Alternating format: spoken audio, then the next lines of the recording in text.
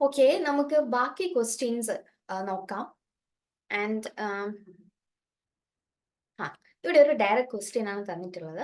Who among us following wrote a biography of Mazzini? Mazzini എന്ന് പറയുന്ന ഒരു Italian റവല്യൂഷണറിയുടെ biography എഴുതിയിട്ടുള്ളത് ആരാണ് എന്നാണ് ചോദിച്ചിട്ടുള്ളത്. ഇവിടെ ഓപ്ഷൻസ് ഉണ്ട്: Lala Hardayal, Madanlal Dhingra, V D Savarkar and Raj Bihari Bose. ഇവര് നാലുപേരും റവല്യൂഷണറി ലീഡേഴ്സ് ആണ്. അപ്പൊ ഇതില് മസീനിന്റെ ഓട്ടോബയോഗ്രഫി എഴുതിയിട്ടുള്ളത് ആരാണ്? ആൻസർ നോക്കാം. ഓപ്ഷൻ 3 വി ഡി സവർക്കർ ആണ് ഇതിന്റെ ആൻസർ വരുന്നത്. അദ്ദേഹം ഈ മസീനിന്റെ ഒക്കെ ആശയങ്ങളോട് കൂടുതൽ താല്പര്യമുള്ള ഒരു ലീഡർ ആയിരുന്നു. ആൻഡ് വി ഡി സവർക്കറെ പറ്റി പറയുമ്പോൾ നമുക്ക് നെറ്റിന് എല്ലാ തവണയും ചോദ്യം ചോദിക്കുന്ന ഒരു റവല്യൂഷണറി ലീഡർ ആണ്. ഇപ്പൊ ഒരു തവണയാണെങ്കിൽ നമുക്ക് കുറെ സ്റ്റേറ്റ്മെന്റ് വന്നിട്ട് വി ഡി സവർക്കറിനെ സംബന്ധിക്കുന്നത് ശരിയായത് ഏതാണ് എന്ന് ചോദിച്ചിട്ടുണ്ടായിരുന്നു. അപ്പൊ കൃത്യമായിട്ടും അദ്ദേഹത്തിന്റെ വർക്ക്സും അദ്ദേഹത്തിന്റെ ഓർഗനൈസേഷൻസും അദ്ദേഹത്തിന്റെ പൊളിറ്റിക്കൽ കരിയർ ഒക്കെ കൃത്യമായിട്ട് നിങ്ങൾ അറിഞ്ഞിരിക്കുക. അതിന്റെ കുറച്ച് ഡീറ്റെയിൽസ് ഇവിടെ കൊടുത്തിട്ടുണ്ട്. ഇദ്ദേഹം പ്രധാനമായിട്ടും ഫൗണ്ട് ചെയ്യുന്ന ഒരു ഓർഗനൈസേഷനാണ് അഭിനവ് ഭാരത് എന്ന് പറയുന്നത്. ആൻഡ് അഭിനവ് ഭാരതിന്റെ തുടക്കത്തിലെ ഒരു പേരെന്ന് പറയുന്നത്, അത് എങ്ങനെയാണ് തുടങ്ങുന്നത്? മിത്രമേള എന്ന് പറഞ്ഞിട്ടാണ്. അത് റെവല്യൂഷണറീസിന്റെ സീക്രട്ട് ഓർഗനൈസേഷൻ ആയിരുന്നു നാസിക്കിൽ പ്രവർത്തിച്ചിരുന്നത്. പിന്നീട് 1904 അതിനെ അഭിനവ് ഭാരത് എന്ന് റീനെയിം ചെയ്യുന്നത്. ആൻഡ് അഭിനവ് ഭാരതിന്റെ പ്രവർത്തനങ്ങൾക്ക് അദ്ദേഹം ചുക്കാൻ പിടിച്ചിരുന്നത് ഇംഗ്ലണ്ടിൽ ഇരുന്നു കൊണ്ടാണ്. അദ്ദേഹം ഇവിടെ പൂനെ ഫെർഗൂസൺ കോളേജിലൊക്കെ പഠനം കഴിഞ്ഞ് പിന്നീട് ഹയർ എഡ്യൂക്കേഷൻ ഇംഗ്ലണ്ടിലേക്ക് പോകുന്നു. അവിടെ നിന്നുകൊണ്ട് അദ്ദേഹം കുറെ റെവല്യൂഷണറി ലിറ്ററേച്ചർ വർക്ക്സും അതുപോലെ തന്നെ ഗൺസ് ഒക്കെ അയച്ചുകൊണ്ട് അഭിനവ് ഭാരതിന്റെ പ്രവർത്തനങ്ങളെ നിയന്ത്രിക്കുകയാണ് ഉണ്ടായത്. ആൻഡ് ജോസഫ് മസീനി ഇറ്റാലിയൻ റവല്യൂഷണറിനെ പറ്റിയിട്ടുള്ള ബയോഗ്രഫി എഴുതുന്നു. ആൻഡ് അദ്ദേഹത്തിന്റെ പ്രധാനപ്പെട്ട വർക്ക് എന്ന് പറയുന്നത് ഇന്ത്യൻ വാർ ഓഫ് ഇൻഡിപെൻഡൻസ് 1857 ആണ്. പിന്നീട് ബാക്കി നമുക്ക് ഓപ്ഷൻസിൽ വന്നിട്ടുള്ള ബാക്കി റെവല്യൂഷണറി ലീഡേഴ്സ് ആണ്. ലാല ഹർദയാൽ, അദ്ദേഹം ഗദ്ദർ പാർട്ടിന്റെ ഫൗണ്ടിങ് മെമ്പർ ആണ്. ആൻഡ് മദൻലാൽ ദിൻകരനെ പറ്റി പറയുകയാണെങ്കിൽ അദ്ദേഹം ഒരു പ്രധാനപ്പെട്ട ഒരു ബ്രിട്ടീഷ് ഓഫീഷ്യലിനെ അസാസിനേറ്റ് ചെയ്യുന്നുണ്ട്. ആൻഡ് അസാസിനേറ്റ് ചെയ്യപ്പെടുന്ന ബ്രിട്ടീഷ് ഓഫീസറിന്റെ പേരാണ് വില്യം ഹട്ട് കേഴ്സൺ വൈൽ എന്ന് പറയുന്നത്. ആൻഡ് രാജ് ബിഹാരി ബോസിനെ പറ്റി പറയുമ്പോൾ അദ്ദേഹമാണ് ഇന്ത്യൻ ഇൻഡിപെൻഡൻസ് ലീഗിന്റെ ഫൗണ്ടർ ആയിട്ട് വരുന്നത്. അപ്പൊ നമുക്ക് INA സുഭാഷ് ചന്ദ്രബോസ് ഒക്കെ ആയിട്ട് കണക്ട് ചെയ്യാവുന്ന ഒരു വ്യക്തിയാണ് Raj Bihari boss, Indian independence ലീഗിന്റെ ഫൗണ്ടർ. ഇനി ഞാൻ ഇവിടെ ഓപ്ഷനിൽ ഒന്നുമില്ലാത്തൊരു പേര് കൊടുത്തിട്ടുണ്ട്, ലാല ലജ്പത് റായ്. കാരണം ഇപ്പൊ നമ്മൾ വി ഡി സവർക്കർ മസീനിനെ പറ്റിയിട്ട് ബയോഗ്രഫി എഴുതിയിട്ടുണ്ടെന്ന് പറഞ്ഞു. അതുപോലെ മസീനിനെ പറ്റി ബയോഗ്രഫി എഴുതിയിട്ടുള്ള മറ്റൊരു ഇന്ത്യൻ ലീഡറാണ് ലാല ലജ്പത് റായ്. അതുകൊണ്ടാണ് അവിടെ ആഡ് ചെയ്തിട്ടുള്ളത്. അദ്ദേഹം മസീനിന്റെ മാത്രമല്ല ഗരിബാൾഡിനെയും പറ്റിയിട്ട് ബയോഗ്രഫി എഴുതിയിട്ടുണ്ട്. അതുകൂടാതെ ശ്രീകൃഷ്ണ, ശിവജി, അപ്പോൾ അവരെയൊക്കെ പറ്റിയിട്ട് അദ്ദേഹം വർക്കുകൾ എഴുതിയിട്ടുണ്ട്. അപ്പം ആ കാര്യം ഓർത്തു വെക്കുക. ഇനി നമുക്ക് അടുത്ത ക്വസ്റ്റ്യനിലേക്ക് നോക്കാം. ഇവിടെ ഒരു സ്റ്റേറ്റ്മെന്റ് ആണ്, ആരോ പറഞ്ഞ ഒരു കോട്ടാണ് തന്നിട്ടുള്ളത്, കോട്ട് ചെയ്തിട്ടാണ് തന്നിട്ടുള്ളത്. And who said the rise and fall of empires is not a matter of Greece Carthages. Okay, ഇത് പറഞ്ഞിട്ടുള്ളത് ആരെന്നാണ് ചോദിച്ചിട്ടുള്ളത്. Cornwallis, Lytton, Disraeli and Mayo. ഇതില് ആരാണ് ഈ സ്റ്റേറ്റ്മെന്റ് പറഞ്ഞിട്ടുണ്ടാവുക? അപ്പൊ നമുക്കിതില് പലരെയും അറിയാവുന്ന ആളുകളാണ്. ആൻഡ് വൈസ്രോയി ഒക്കെ ആയിട്ടും ഗവർണർ ജനറൽ ഒക്കെ ആയിട്ടും ഒക്കെ വന്നിട്ടുള്ള ബ്രിട്ടീഷ് ഒഫീഷ്യൽസ് ആണ് ഇവര്. ഇതിൽ ആരായിരിക്കും ഈ സ്റ്റേറ്റ്മെന്റ് പറഞ്ഞിട്ടുണ്ടാവുക? അതിന് നമ്മൾ ഈ സ്റ്റേറ്റ്മെന്റ് എന്താണ് അതിന്റെ കോണ്ടെക്സ്റ്റ് അറിയണം. അപ്പോൾ ഈ സ്റ്റേറ്റ്മെന്റിലേക്ക് നോക്കൂ. ഇവിടെ ഈ സ്റ്റേറ്റ്മെന്റിന്റെ എൻഡിൽ പറയുന്ന ആ വേർഡ് പറയുന്നതാണ് ഗ്രീസ്ഡ് കാർത്തേജസ് എന്ന് പറയുമ്പോൾ നമുക്ക് ഇവിടെ ഏത് കോണ്ടെക്സ്റ്റ് ആണ് ഓർമ്മ വരുന്നത്? 1857 റിവോൾട്ട് അല്ലേ? ആ സമയത്താണ്, അതായത് ഗ്രീസ്ഡ് കാർത്തേജസ് ഒക്കെ ഇതിന്റെ ഒരു കാരണമായിട്ടാണ് നമുക്ക് മ്യൂട്ടണി തുടങ്ങുന്നത്. അപ്പോൾ ആ ഒരു കോണ്ടെക്സ്റ്റിലേക്ക് നമ്മൾ പോയി ചിന്തിക്കുമ്പോൾ ഇതിലൊരു ഏത് വ്യക്തിയാണ് നമുക്ക് അവിടെ ആക്ട് ആയിട്ട് വരുന്നത്? ഓക്കെ, ഇവിടെ നമുക്ക് ആൻസർ വരുന്നത് ഓപ്ഷൻ 3 ഡിസ്രായേലിയാണ്, ബെഞ്ചമിൻ ഡിസ്രായേലി. അദ്ദേഹമാണ് ഈ ഒരു ഇൻസിഡന്റുമായിട്ട് നമുക്ക് കുറെ കൂടി കണക്ട് ചെയ്ത് പറയാവുന്നത്. ആൻഡ് കാരണം ഇപ്പൊ കോൺവാലിസ് അടിക്കുകയാണെങ്കിൽ നമുക്ക് അറിയാം കോൺവാലിസിന്റെ കോൺട്രിബ്യൂഷൻ എന്താണ്, അദ്ദേഹം എന്തൊക്കെ ഏരിയകളിലാണ് വർക്ക് ചെയ്തിട്ടുള്ളത് എന്നുള്ളത് അറിയാം. ഇപ്പൊ നമുക്ക് പെർമനന്റ് സെറ്റിൽമെന്റ് ഒക്കെ റിലേറ്റ് ചെയ്തുകൊണ്ട് കോൺവാലിസിനെ നമുക്ക് ഈ ഒരു റിവോൾട്ടുമായിട്ട് കണക്ട് ചെയ്യേണ്ട ആവശ്യമില്ല. ആൻഡ് കോൺവാലിസിന്റെ പീരീഡ് നോക്കിയാലും നമുക്കറിയാം ഇതുമായിട്ട് ഒരു കണക്ഷൻ വരുന്നില്ല. ലോർഡ് ലിറ്റനെ പറ്റി പറയുകയാണെങ്കിൽ എന്താണ്, അദ്ദേഹം കൊണ്ടുവന്നിട്ടുള്ള കുറെ കോൺസ്റ്റിറ്റ്യൂഷണൽ ചേഞ്ചസ്, കുറെ കാര്യങ്ങൾ അദ്ദേഹം ഇൻട്രൊഡ്യൂസ് ചെയ്തു. ആൻഡ് അതൊക്കെ വളരെ കോൺട്രവേഴ്ഷ്യൽ ആയിട്ടുള്ള ഒരു സംഭവങ്ങളായിരുന്നു. അപ്പൊ അദ്ദേഹം ഈ ഒരു 1850 റിവോൾട്ടിനെ പറ്റി ഇങ്ങനെ ഒരു സ്റ്റേറ്റ്മെന്റ് പറയേണ്ട ഒരു കോണ്ടെക്സ്റ്റ് വരുന്നില്ല. ആൻഡ് ബെഞ്ചമിൻ ഡിസ്രായേലി അല്ലെങ്കിൽ ഡിസ്രായേലി എന്ന് നമുക്ക് ഓപ്ഷനിൽ തന്നിട്ടുള്ള വ്യക്തിയാണ്. നമുക്ക് കുറച്ചുകൂടി ഈ ഒരു റിവോൾട്ട് ഇൻസിഡന്റുമായിട്ട് കണക്ട് ചെയ്യാം. കാരണം അദ്ദേഹം പ്രധാനപ്പെട്ട ഒരു ബ്രിട്ടീഷ് പൊളിറ്റീഷ്യൻ ആണ്. അദ്ദേഹം ഈ ഒരു 1857 സമയത്ത് ബ്രിട്ടൻ പൊളിറ്റിക്സിൽ വളരെ ഇൻവോൾവ് ആയിട്ടുള്ള ഒരു വ്യക്തിയാണ്. അദ്ദേഹം ഹൗസ് ഓഫ് കോമണിലെ മെമ്പർ ഒക്കെ ആയിരുന്നു. അപ്പോൾ ഇദ്ദേഹം ആ ഒരു സ്റ്റേറ്റ്മെന്റ് അവിടെ ഉണ്ടാക്കാന് എന്താണ് പറയാനായിട്ടുള്ള സാഹചര്യം കൂടുതലാണ്. പിന്നെ ലോർഡ് മേയോയും ഇവിടെ കണക്ഷൻ വരുന്നില്ല. കാരണം ഈ 1857 റിവോൾട്ടിനൊക്കെ ശേഷം കുറെ കാലം കഴിഞ്ഞിട്ട് ഇന്ത്യയിലെ എന്താണ് വൈസ്രോയി ആയിട്ട് വരുന്ന ആളാണ് മേയോ. അപ്പൊ നമുക്ക് ബെഞ്ചമിൻ ഡിസ്രായേലിയാണ് ആൻസർ വന്നിട്ടുള്ളത്. അദ്ദേഹം എന്താണ് ഹൗസ് ഓഫ് കോമൺസിൽ 27 ജൂലൈ 1857 ഈ ഒരു എന്താണ് സ്റ്റേറ്റ്മെന്റ് ഡിക്ലെയർ ചെയ്യുന്നത്. ആ സ്റ്റേറ്റ്മെന്റിന്റെ ഒരു ഫുള്ള് അതിന്റെ കംപ്ലീറ്റ് സ്റ്റേറ്റ്മെന്റ് ഇവിടെ കൊടുത്തിട്ടുണ്ട്. ആൻഡ് നമ്മൾ കോൺവാലിസിനെ പറ്റി പറഞ്ഞു. കോൺവാലിസ് 1786 ബംഗാളിന്റെ ഗവർണർ ജനറൽ ആയിട്ട് വരുന്ന ആളാണ്. ആൻഡ് ലിറ്റനെ പറ്റി പറയുകയാണെങ്കിൽ ലിറ്റന്റെ പീരീഡ് നോക്കുക, 1876 to 1880 വൈസ്രോയി ഓഫ് ഇന്ത്യ ആയിട്ട് വരുന്നതാണ്. ആൻഡ് ലോർഡ് മേയോ എടുക്കുകയാണെങ്കിൽ 1869 to 1872 വൈസ്രോയി ആയിട്ട് വരുന്ന വ്യക്തിയാണ്. ഓക്കെ, അപ്പോൾ ബെഞ്ചമിൻ ഡിസ്രായേലിയാണ് പറയുന്നത് ഈ ഒരു statement.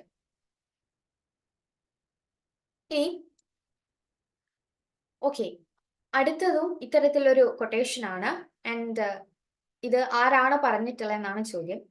And orientalism is A style of thought based upon an ontological and epistemological distinction made between Orient and Occident. Okay, ഇതെല്ലാം നമുക്ക് കാണുമ്പോൾ തന്നെ അറിയാം എന്താണ് ഓറിയന്റലിസത്തെ പറ്റിയിട്ടാണ് പറഞ്ഞിട്ടുള്ളത്. ആൻഡ് ഓറിയന്റലിസം നമുക്ക് അറിയാം എന്താണ്, അതായത് ഓറിയന്റും ആക്സിഡന്റും തമ്മിലുള്ള ആ ഒരു ഡിഫറൻസ് അതൊരു കൃത്യമായിട്ട് ഡിഫറൻഷിയേറ്റ് ചെയ്ത് നിർത്തിക്കൊണ്ട് ആൻഡ് ഓറിയന്റിനെ ഭരിക്കുവാനുള്ള, അതായത് ബ്രിട്ടീഷുകാർക്ക് എന്താണ് ഇന്ത്യ പോലെയുള്ള ഈസ്റ്റേൺ ഏരിയകളെ ഭരിക്കുന്നതിന് വേണ്ടിയിട്ട് കൃത്യമായിട്ട് അവർ ഡെവലപ്പ് ചെയ്തെടുത്ത ഒരു കൈൻഡ് ഓഫ് നോളജ് സിസ്റ്റമാണ് ഈ ഓറിയന്റലിസം എന്ന് പറയുന്നത്. ആൻഡ് ഇവിടെ ഓപ്ഷൻസ് നോക്കാം. And option 1 Gayatri C Spivak, and Kate Curry, and 3 Max Muller, and last option Edward W. Said. And okay, ഇവിടെ ഒരു തിരുത്തുണ്ട്, ഇത് ആക്സിഡന്റ് അല്ല, ഓക്സിഡന്റ് ആണ്, ഓ ആണ്. ആൻഡ് അതായത് ഈസ്റ്റും വെസ്റ്റും, ഓറിയന്റ് ഈസ്റ്റും ഓക്സിഡന്റ് വെസ്റ്റും അങ്ങനെയാണ്. ആൻഡ് ഓക്കെ, നമ്മുടെ ഓപ്ഷൻസിൽ നമുക്കിപ്പം ഇതിൽ നമുക്ക് എന്തായാലും അറിയാവുന്നതാണ് ഗായത്രി സ്പിവാക് എന്ന് പറയുന്നവരെ, ആൻഡ് മാക്സ് മുള്ളറിനെയും എഡ്വേർഡ് സെയ്ദിനെയും. നമ്മൾ ഓറിയന്റലിസം എന്ന് പഠിക്കുമ്പോൾ തന്നെ നമുക്കറിയാം എഡ്വേർഡ് ഡബ്ല്യു സെയ്ദ്, അദ്ദേഹത്തിന്റെ ഓറിയന്റലിസം എന്ന വർക്കൊക്കെ നമുക്ക് ഫെമിലിയർ ആണ്. അപ്പം നമ്മുടെ ഇവിടെ ആൻസർ എന്ത് തന്നെയാണ്, ഫോർ എഡ്വേർഡ് സെയ്ദ് ആണ് ഇവിടുത്തെ ആൻസർ. അദ്ദേഹമാണ് ഈ ഓറിയന്റലിസത്തെ പറ്റിയിട്ട് ഇത്രയും കാര്യമായിട്ടുള്ള രീതിയിൽ പഠനം നടത്തിയിട്ടുള്ളത്. ആൻഡ് ഈ ഒരു the concept of orientalism was coined by Edward W Said. അദ്ദേഹം പറയുന്നത് എന്താണ്, orientalism is a style of thought based upon an ontological and epistemological distinction between Orient and the Occident. ഇത് അദ്ദേഹത്തിന്റെ ഓറിയന്റലിസം എന്ന വർക്ക് 1978 ഓറിയന്റലിസം വർക്കിൽ പറയുന്നുണ്ട്. Okay, അതൊരു ontological and epistemological distinction ആണ്. എന്ത് തമ്മിൽ, ഓറിയന്റും ഓക്സിഡന്റും തമ്മിൽ. അത് ആരാണ്, വെസ്റ്റേൺ ഈ ബ്രിട്ടീഷുകാര് എന്താണ് ഇന്റൻഷനലി ഉണ്ടാക്കിയെടുക്കുന്ന ആ ഒരു ഡിസ്റ്റിങ്ഷൻ തന്നെയാണത്. ആൻഡ് ഇനി ആ ഒരു സമയത്ത്, അതായത് ഈ വർക്ക് പിന്നീട് വരുന്ന വർക്കാണ്. അപ്പം ഈ ഓറിയന്റലിസം എന്ന് പറയുന്ന ടേം അദ്ദേഹം കണ്ടുപിടിച്ചെന്നേ ഉള്ളൂ. പക്ഷെ ഈ ഒരു ആശയം അല്ലെങ്കിൽ ഈ ഒരു ഓറിയന്റലിസ്റ്റ് സ്റ്റഡീസിന് ഇന്ത്യയിൽ ബ്രിട്ടീഷുകാർ വന്ന് അവരുടെ ആ തുടക്ക സമയത്താണ് ഈ ഒരു ഓറിയന്റലിസം എന്ന് പറയുന്ന ഈ ഒരു kind of thought knowledge system ഇവിടെ വർക്ക് ചെയ്യുന്നത് അല്ലെങ്കിൽ നിലനിൽക്കുന്നത്. അപ്പം അതിനു വേണ്ടിയിട്ട് അതിൽ പ്രധാനമായിട്ടും വർക്ക് ചെയ്തിരുന്ന ബ്രിട്ടീഷ് സ്കോളേഴ്സ് എന്ന് പറയുന്നത് ആരൊക്കെയാണ്, William Jones, Henry Colebrooke, and Nathaniel Halhed, Charles Wilkins, and H.S. Wilson. And ഇവര് ചെയ്യുന്നത് പ്രധാനമായിട്ടും നമ്മുടെ ഇന്ത്യയിലെ നേറ്റീവ് വർക്ക്സ് ഒക്കെ തന്നെ എടുത്ത് അവർ ട്രാൻസ്ലേറ്റ് ചെയ്യുന്നുണ്ട് ഇംഗ്ലീഷിലേക്ക്. എന്തിനാണ്? അവർക്ക് അവർ ഭരിക്കാൻ പോകുന്ന സ്ഥലത്തെ പറ്റി അവർക്ക് അറിയണം. അതറിഞ്ഞാൽ മാത്രമേ ഇവർക്ക് അവരുടെ ആ ഒരു പവർ ഇവിടെ അവർക്ക് എസ്റ്റാബ്ലിഷ് ചെയ്യാൻ കഴിയുള്ളൂ. അതിന് വേണ്ടിയിട്ട് ഇവിടുത്തെ വർക്കുകൾ അവർ ട്രാൻസ്ലേറ്റ് ചെയ്യുന്നു. എങ്ങനെയാണ് നേറ്റീവ്സ് അവരുടെ സിസ്റ്റം, അവരുടെ കൾച്ചർ, അവരുടെ സൊസൈറ്റി ഒക്കെ അറിയുന്നു. അപ്പോൾ അവര് ഈ ഒരു ഓറിയന്റലിസ്റ്റ് ഈ ഒരു സ്കോളേഴ്സിന്റെ വർക്ക് കൊണ്ട് അവര് കണ്ടെത്തുകയാണെന്നാണ് ഇന്ത്യയുടെ കൾച്ചർ ഒരു സമയത്ത് ഇപ്പം ഏൻഷ്യൻ പീരീഡിലൊക്കെ വളരെ ഫ്ലറിഷ് ചെയ്ത് നിന്നിരുന്ന ഒരു സൊസൈറ്റി ആയിരുന്നു. പിന്നീട് എപ്പോഴെപ്പോഴോ പിന്നീട് ഇൻവേഷൻസ് ഒക്കെ വന്ന്, പ്രത്യേകിച്ച് അവർ പറയുന്നുണ്ട് എന്താണ് മുസ്ലിം ഇസ്ലാമിക് ഇൻവേഷൻസ് ഒക്കെ വന്നതിന് ശേഷം പിന്നീട് ആ ഒരു പ്രൗഢി അല്ലെങ്കിൽ ആ ഒരു ഇന്ത്യയുടെ ആ ഒരു സൊസൈറ്റിന്റെ ആ ഒരു ഇതൊക്കെ നഷ്ടപ്പെടുകയായിരുന്നു. അവരുടെ കൾച്ചറൊക്കെ നഷ്ടപ്പെട്ടു എന്നാണ് പറയുന്നത്. അപ്പം അങ്ങനെ ഇരിക്കുന്ന ഒരു സൊസൈറ്റിയിൽ എന്താണ് ഇങ്ങനെ ബ്രിട്ടീഷുകാര് ഒരു പുറത്തു നിന്നുള്ള ഒരു എക്സ്റ്റേണൽ ഫോഴ്സ് വന്ന് ഇവിടെ ഭരിക്കേണ്ടത് ആവശ്യമാണ്. കാരണം അവരെ നമുക്ക് മുന്നോട്ട് കൊണ്ടുപോകേണ്ടതുണ്ട്, അവരെ കുറച്ചുകൂടി സിവിലൈസ് ചെയ്യേണ്ടതുണ്ട് എന്നൊക്കെ പറഞ്ഞ് പ്രസ്താവിക്കാൻ വേണ്ടിയിട്ട് അവരെ സഹായിക്കുന്നത് അവര് ഡെവലപ്പ് ചെയ്തിട്ടുള്ള ഈ കുറെ ഐഡിയാസ് ആണ്. ആൻഡ് അങ്ങനെയാണ് ഓറിയന്റലിസം ഡെവലപ്പ് ചെയ്തിട്ടുള്ളത്. പിന്നീട് ഇതിന് എഗെയിൻസ്റ്റ് ഒക്കെ ആയിട്ട് പിന്നീട് ആംഗ്ലിസിസം ഒക്കെ അങ്ങനെ കുറെ അതുവഴി കുറെ സ്കോളേഴ്സ് ഒക്കെ വരുന്നുണ്ട്. അപ്പം ഇവര് കൂടുതലും ഇന്ത്യൻ കൾച്ചറിനെ ഒരേ സമയം മുന്നോട്ട് കൊണ്ടുവന്നുകൊണ്ട് അതിന്റെ മേന്മകളെയും അതിന്റെ കുറെ പ്രൗഢികളൊക്കെ പറ്റി പറയുകയും, അതേസമയം എന്നിരുന്നാലും ഇന്ത്യയെ ഇപ്പം ഒരു എക്സ്റ്റേണൽ പവർ വന്ന് ഭരിക്കേണ്ടതിന്റെ ആവശ്യം ചൂണ്ടിക്കാണിക്കുകയും ചെയ്യുന്ന തരത്തിലാണ് ഇവരുടെ വർക്കുകളൊക്കെ ആ സമയത്ത് പ്രൊഡ്യൂസ് ചെയ്യപ്പെട്ടിട്ടുള്ളത്. അപ്പോൾ എന്താണ് ഇവിടെ ബാക്കി പോയിന്റ്സ് നോക്കാം. Orientalism is the framework through which western writers, policy makers and general public have interpreted and defined the orient. Orientalism is a system of knowledge and a configuration of power that actively made colonization possible by legitimizing colonial rule. Okay. അപ്പോൾ അവരുടെ colonial rule legitimise ചെയ്യുന്നതിന് വേണ്ടിയിട്ട് അവർ കൊണ്ടുവന്നിട്ടുള്ള ഒരു system of knowledge ആയിരുന്നു ഈ orientalism എന്ന് പറയുന്നത്. ഓക്കെ, അടുത്ത ക്വസ്റ്റ്യൻ നോക്കാം. ബ്രഹ്മി ഈസ് എൻ ആൻഷ്യന്റ്, എന്താണ് brahmi? God, script, language and village name. Okay, നമുക്ക് ആൻസർ എന്താണ്?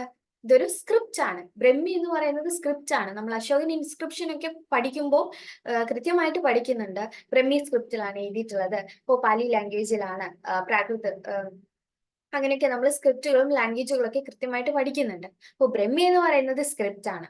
അപ്പോൾ പ്രധാനമായും ഇന്ത്യയിലെ സ്ക്രിപ്റ്റുകളെ മൂന്നായിട്ട് തരംതിരിക്കുന്നുണ്ട്. അപ്പോൾ ഈ ഒട്ടുമിക്ക സ്ക്രിപ്റ്റുകളും തന്നെ ഈ ബ്രഹ്മി എന്ന് പറയുന്ന ഈ ഒരു ഏൻഷ്യൻ സ്ക്രിപ്റ്റിൽ നിന്നാണ് ഡിറൈവ് ചെയ്തിട്ടുള്ളത്.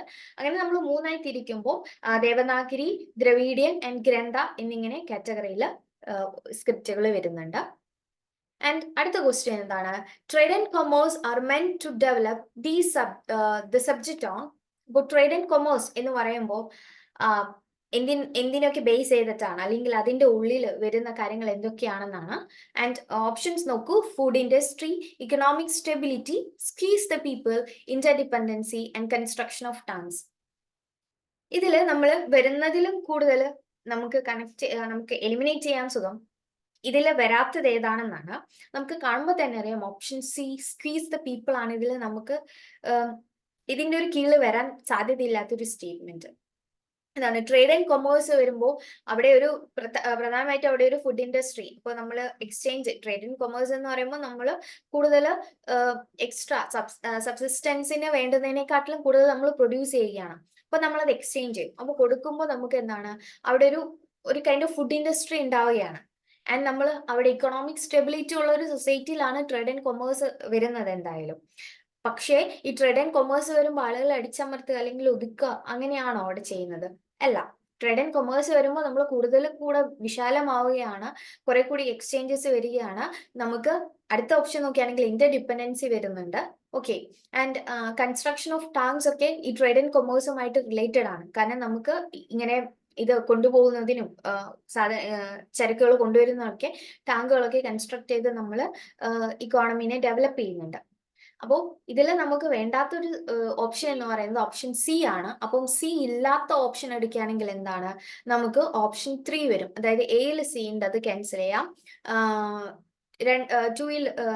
ഓപ്ഷൻ 2ലും സി ഉണ്ട്, ക്യാൻസൽ ചെയ്യാം. ആൻഡ് ഓപ്ഷൻ 4ഉം ക്യാൻസൽ ചെയ്യുമ്പോൾ നമുക്ക് കറക്റ്റ് ആൻസർ കിട്ടുന്നുണ്ട് ABDE. ഓക്കെ ഓക്കെ അടുത്ത ക്വസ്റ്റ്യൻ എന്താണ്, which one among the following may not be called the non Vedic Upanishad? ഇത് നമ്മൾ ആദ്യം ഒന്ന് കൺഫ്യൂസ്ഡ് ആയി പോയി ക്വസ്റ്റ്യൻ നോക്കുമ്പോൾ. അതായത് നോൺ വേദിക് ഉപനിഷത്ത് ആയിട്ട് നമുക്ക് പറയാൻ പറ്റാത്ത, അല്ലെങ്കിൽ നോൺ വേദിക് ഉപനിഷത്സിന്റെ കൂട്ടത്തിൽ നമുക്ക് പെടുത്താൻ കഴിയാത്ത ഒരു വർക്ക്, അതായത് വേദിക് ഉപനിഷത്തായിട്ടുള്ള ഒരു വർക്കിനെ പറ്റിയിട്ടാണ് ഇവിടെ ചോദിച്ചിട്ടുള്ളത്. അപ്പോൾ ഇതിൽ വേദിക് ഉപനിഷത്ത് വർക്ക് ഏതാണ് എന്നാണ് ക്വസ്റ്റ്യൻ. അപ്പോൾ ഇവിടെ ഓപ്ഷൻസ് നോക്കാം. ജബല ഉപനിഷത്ത്, ഗർഭ ഉപനിഷത, സുബല ഉപനിഷത ആൻഡ് കേൻ ഉപനിഷത. ഇതിന്റെ ആൻസർ വരുന്നത് കേൻ ഉപനിഷത്താണ്. കേൻ ഉപനിഷത്തിനെയാണ് നമ്മൾ വേദിക് ഉപനിഷത്തായിട്ട് കൺസിഡർ ചെയ്യുന്നത്. കാരണം അത് എന്താണ്, കേൻ ഉപനിഷത്ത് സാമവേദയിൽ പെടുന്ന ഒരു ഉപനിഷത്താണ്. ആൻഡ് അതുകൊണ്ട് തന്നെ അതിനെ നമ്മൾ ഒരു വേദിക് ഉപനിഷത്തായിട്ട് കൺസിഡർ ചെയ്യുന്നുണ്ട്. ഇനി നമ്മൾ ഉപനിഷത്സിനെ പറയുമ്പോൾ ടോട്ടല് 108 ഉപനിഷത്സ് ആണ്. അതിൽ നമ്മൾ പ്രധാനമായിട്ടും 13 ഉപനിഷത്സിനെ മുഖ്യ ഉപനിഷത്സ് എന്ന് പറഞ്ഞ് കൺസിഡർ ചെയ്യുന്നുണ്ട്, അല്ലെങ്കിൽ അതിനെ നമ്മൾ മേജർ ഉപനിഷത്സ് എന്നാണ് പറയുന്നത്. ആ മേജർ ഉപനിഷത്സിൽ വരുന്ന ഒരു ഉപനിഷത്താണ് കേന ഉപനിഷത്സ്. ഇതെല്ലാം തന്നെ എന്താണ്, വേദിക് ലിറ്ററേച്ചർ, വേദ വർക്കുകളെ ബേസ് ചെയ്തുകൊണ്ട് വരുന്ന ഉപനിഷത്സ് ആണ്. അപ്പോൾ അതിൽ കേന ഉപനിഷത്സ് സാമവേദനെ ബേസ് ചെയ്തിട്ട് വരുന്ന ഉപനിഷത്താണ്. ഇനി നമ്മൾ ഓപ്ഷൻസിൽ ജബല, ഗർഭ, സുബല ഉപനിഷത്സ് ഉണ്ട്. ഇതൊന്നും തന്നെ നമ്മളെ വേദ ഉപനിഷത്സിൽ കൺസിഡർ ചെയ്യാൻ പറ്റില്ല. അത് നോൺ വേദിക് എന്നാണ് ഉപനിഷത്സ് ആണ്. കാരണം ഇവയെ നമ്മൾ കൺസിഡർ ചെയ്യുന്നത് മൈനർ ഉപനിഷത്സ് എന്നാണ്. ഈ മൈനർ ഉപനിഷത്സ് പിന്നീട് വരുന്ന വേദിക് ലിറ്ററേച്ചർ കൂടാതെ വരുന്ന അതിന്റെ ബാക്കി വരുന്ന വർക്കുകൾ ഉണ്ടാവുമല്ലോ, അതിന്റെ ബേസിൽ ഇപ്പൊ വേദാന്ത അതിനെയൊക്കെ ബേസ് ചെയ്ത് കൊണ്ടുവരുന്ന ഉപനിഷത്സ് ആണ് ഈ മൈനർ ഉപനിഷത്സ് എന്ന് പറയുന്നത്. അപ്പോൾ ജബല ഉപനിഷത്സ് എന്ന് പറയുന്നത് ബേസ് ചെയ്ത് അതൊരു കൈൻഡ് ഓഫ് സന്യാസ ഉപനിഷത്താണ്, അതിന്റെ കീഴിൽ വരുന്നതാണ്. ആൻഡ് ഗർഭ ഉപനിഷത്സ് എടുക്കുമ്പോൾ അത് ഫിസിയോളജിക്കൽ കൈൻഡ് ഓഫ് കാര്യങ്ങളുമായിട്ട് ഡീൽ ചെയ്യുന്ന ഉപനിഷത്സ് ആണ്. ആൻഡ് സുബല ഉപനിഷത്സ് എന്ന് പറയുമ്പോൾ വേദാന്ത ഉപനിഷത്സ് ആണ്. അതുകൊണ്ടാണ് നമ്മൾ ഇതിനെയൊന്നും എന്താണ് വേദിക് ഉപനിഷത്സിന്റെ കാറ്റഗറിയിൽ പെടുത്താത്തത്. ഇതിലെ വേദിക് ഓപ്ഷൻസിലെ വേദിക് ഉപനിഷത്സിൽ കൺസിഡർ ചെയ്യാവുന്നത് കേന ഉപനിഷത്സ് ആണ്. ആൻഡ് ഇവിടെ മുഖ്യ ഉപനിഷത്സിന്റെ ലിസ്റ്റും കൊടുത്തിട്ടുണ്ട് ഏതൊക്കെയാണെന്ന്. ഓക്കെ അടുത്തത് ഇതൊരു ഡ്രോപ്പ് ചെയ്യപ്പെട്ട ക്വസ്റ്റ്യൻ ആണ്. ചൂടാമണി എന്ന് പറയുന്ന ഓർണമെന്റ് എന്താണെന്നാണ് ഇതിൽ ചോദിച്ചിട്ടുള്ളത്. അപ്പോൾ ഇതിന് നമുക്ക് കൃത്യമായിട്ടൊരു ആൻസർ പറയാൻ പറ്റില്ല, അതുകൊണ്ട് തന്നെയാണ് ക്വസ്റ്റ്യന് ഡ്രോപ്പ് ചെയ്തിട്ടുള്ളത്. ആൻഡ് ഓക്കെ അടുത്തൊരു ഡയറക്റ്റ് ക്വസ്റ്റ്യൻ തന്നെയാണ്. Which Rajput ruler held the highest മൻസബ് under Akbar? അതായത് അക്ബർ എംപററിന്റെ കീഴില് ഹയസ്റ്റ് മൻസബ് ഉണ്ടായിരുന്നത് ഏത് Rajput റൂളറിനാണ്? Okay options rising of Bikaner, Raja Mansingh of Jodhpur and Maharao Surjan Singh of boondi and Kunwar Mansingh of Amber. ഇതില് ആൻസർ വരുന്നത് 4th ഓപ്ഷൻ ആണ്, കുൻവർ മാൻസിംഗ് ഓഫ് അംബർ. അതായത് നമ്മള് ബാറ്റിൽ ഓഫ് ഹാൽദിഗഡി പഠിച്ചപ്പോ പറഞ്ഞിട്ടുണ്ട്, അതായത് അക്ബറിന് വേണ്ടിയിട്ട് ഈ മഹാറാണ പ്രതാപിനെതിരെ ഫൈറ്റ് ചെയ്യുന്നത്, അല്ലെങ്കിൽ അദ്ദേഹവുമായിട്ട് കുറച്ച് എന്താണ് ഈ രജപുത് സ്റ്റേറ്റിന് കീഴടങ്ങണം എന്ന് പറഞ്ഞുകൊണ്ട് അദ്ദേഹത്തെ മഹാറാണ പ്രതാപിനെ സമീപിക്കുന്നത് ഈ കുൻവർ മാൻസിംഗ് ഓഫ് അമർ ആണ്. അപ്പം ഇദ്ദേഹത്തിനാണ് അക്ബർ ഏറ്റവും ഹയസ്റ്റ് മൻസബ് കൊടുക്കുന്നത്. ആൻഡ് അപ്പം ഇദ്ദേഹം ഈ മൻസിംഗ് എന്ന് പറയുന്നത് കച്ചാവ രജപുത് രാജയാണ്. അതായത് ഇന്നത്തെ ജയ്പൂരിൽ ഭരിച്ചിരുന്ന ഒരു കച്ചാവ രജപുത്ത് ആണ് മാൻസിംഗ്. ആൻഡ് ഇദ്ദേഹം അക്ബറിന്റെ ഒരു ട്രസ്റ്റഡ് ജനറൽ ആയിരുന്നു. ആൻഡ് ഈ അക്ബറിന്റെ നവരത്നാസിൽ പെടുന്ന ഒരു വ്യക്തി കൂടിയായിരുന്നു ഈ കുൻവർ മാൻസിംഗ് ഓഫ് അമർ എന്ന് പറയുന്നത്. ആൻഡ് ഓഗസ്റ്റ് 1605 മാൻസിങ്ങിന് ഈ ഒരു മൻസബ്, ഹയസ്റ്റ് മൻസബ് ലഭിക്കുന്നത്. ആൻഡ് ആ സമയത്ത് അദ്ദേഹത്തിന് എന്താണ് 7,000 സാത്തും ആൻഡ് 6,000 സവാറും അദ്ദേഹത്തിന് ഉണ്ടായിരുന്നു. ആൻഡ് അങ്ങനെയാണ് അദ്ദേഹത്തിന് ഹയസ്റ്റ് മൻസബ് ലഭിക്കുന്നത്. ഓക്കെ, ഇതുപോലെ ധാരാളം എന്താണ് രജപൂത്ത് ലീഡേഴ്സ് ഇദ്ദേഹത്തിന്റെ ഈ ഒരു ജനറൽ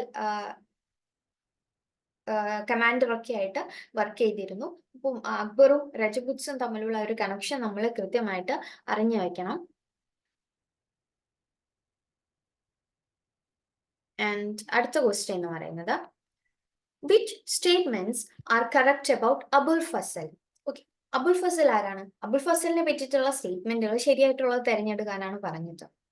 നമ്മള് എന്താണ് അക്ബറിന്റെ കാലഘട്ടത്തിൽ അദ്ദേഹത്തിന്റെ കോർട്ടിൽ ജീവിച്ചിരുന്ന ആളാണ് അബുൽ ഫസൽ. അബുൽ ഫസലാണ് അക്ബർ നാം എഴുതിയിട്ടുള്ളത്. ഇത്രയും ബേസിക് ഡീറ്റെയിൽസ് നമുക്കറിയാം. ആൻഡ് ഇനി അദ്ദേഹത്തെ പറ്റിയിട്ടുള്ള ഡീറ്റെയിൽഡ് ആയിട്ടുള്ള സ്റ്റേറ്റ്മെന്റ്സ് ആണ് ഇവിടെ. എന്താണ്? Abul Fazal was the second son of Shaikh Mubarak. The Akbarnama is a monumental work written by Abul Fasal.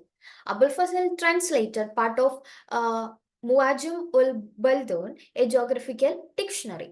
Abul Fasal was murdered by Bir Singh Bundela on behest of Prince Salim. Abul Fasal wrote a preface to the Persian translation of Mahabharata. Okay, ഇതിൽ ഏതൊക്കെ statements ആണ് ശരിയായിട്ടുള്ളത്? ഇപ്പൊ ഇവിടെ ആദ്യം നമ്മൾ options നോക്കുമ്പോൾ ഇവിടെ നിറയെ ഈ കാണാം. അപ്പൊ നമുക്ക് ഈ എന്ന് പറയുന്ന സ്റ്റേറ്റ്മെന്റ് നമുക്ക് ശരിയാണ് എന്നുള്ളതാണ്. എന്താണ്? Abul Fazal wrote a preface to the Persian translation of Mahabharata. ഇനി ബാക്കി ഓപ്ഷൻസ് കൺസിഡർ ചെയ്യുമ്പോൾ നമുക്ക് ഓക്കെ, ഇതിൽ നമുക്ക് അറിയാവുന്ന ഒരു സ്റ്റേറ്റ്മെന്റ് ഉണ്ട് അല്ലെ, Akbarnama is a monumental work written by Abul Fazal. അപ്പൊ നമുക്ക് ഇനി ബി വരുന്ന ഓപ്ഷൻസ് എടുക്കാം. അങ്ങനെയാണെങ്കിൽ നമുക്ക് എ എടുക്കാം, അല്ല 1 എടുക്കാം, 2 എടുക്കാം, ആൻഡ് 4 എടുക്കാം. എന്താണ്? 3 ക്യാൻസൽ ചെയ്തു.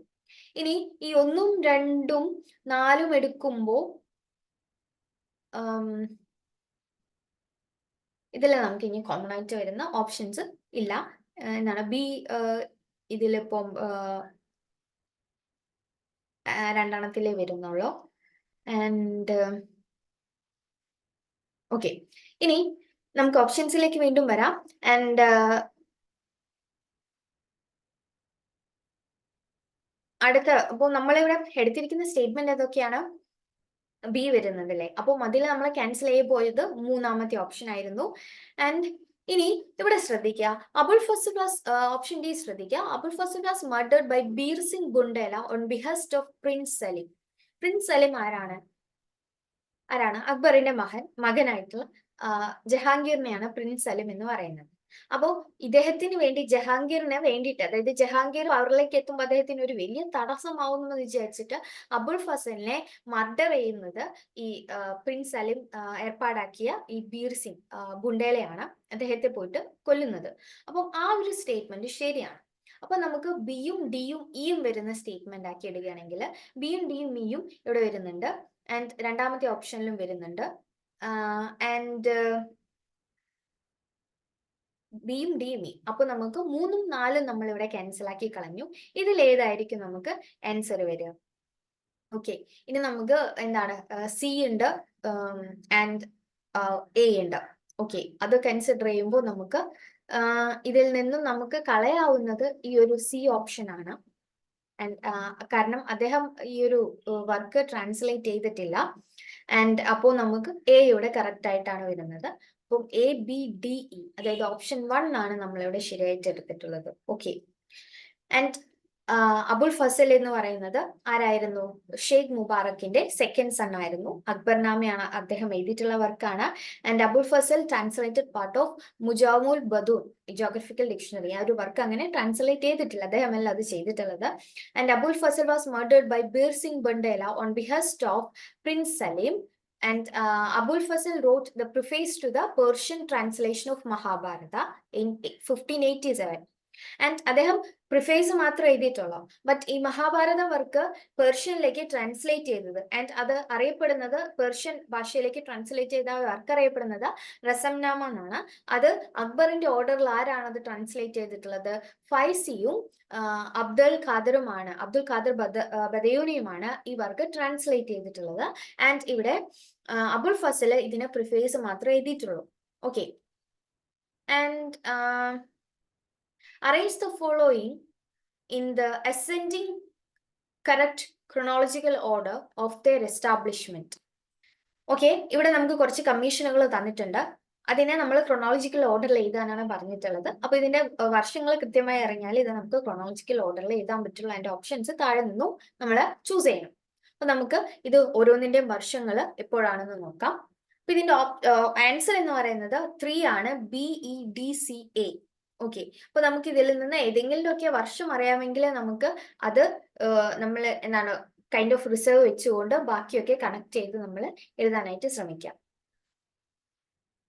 ഇവിടെ ക്യാമ്പൽ കമ്മീഷൻ എന്ന് പറയുന്നത് 1866 വന്ന കമ്മീഷനാണ്.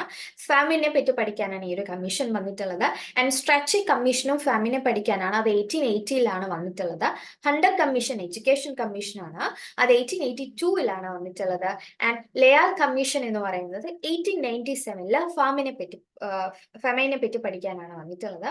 ആൻഡ് മക്ഡൊണാൾഡ് കമ്മീഷൻ 1900 ഫെമൈനെ പറ്റി തന്നെ പഠിക്കാനാണ് വന്നിട്ടുള്ളത്. അപ്പൊ ഇതിൽ ഹണ്ടർ കമ്മീഷൻ മാത്രമാണ് എഡ്യൂക്കേഷൻ കമ്മീഷൻ എന്ന് പറയുന്നത്. ബാക്കിയൊക്കെ ഫെമൈനെ പറ്റി പഠിക്കുന്നതാണ്.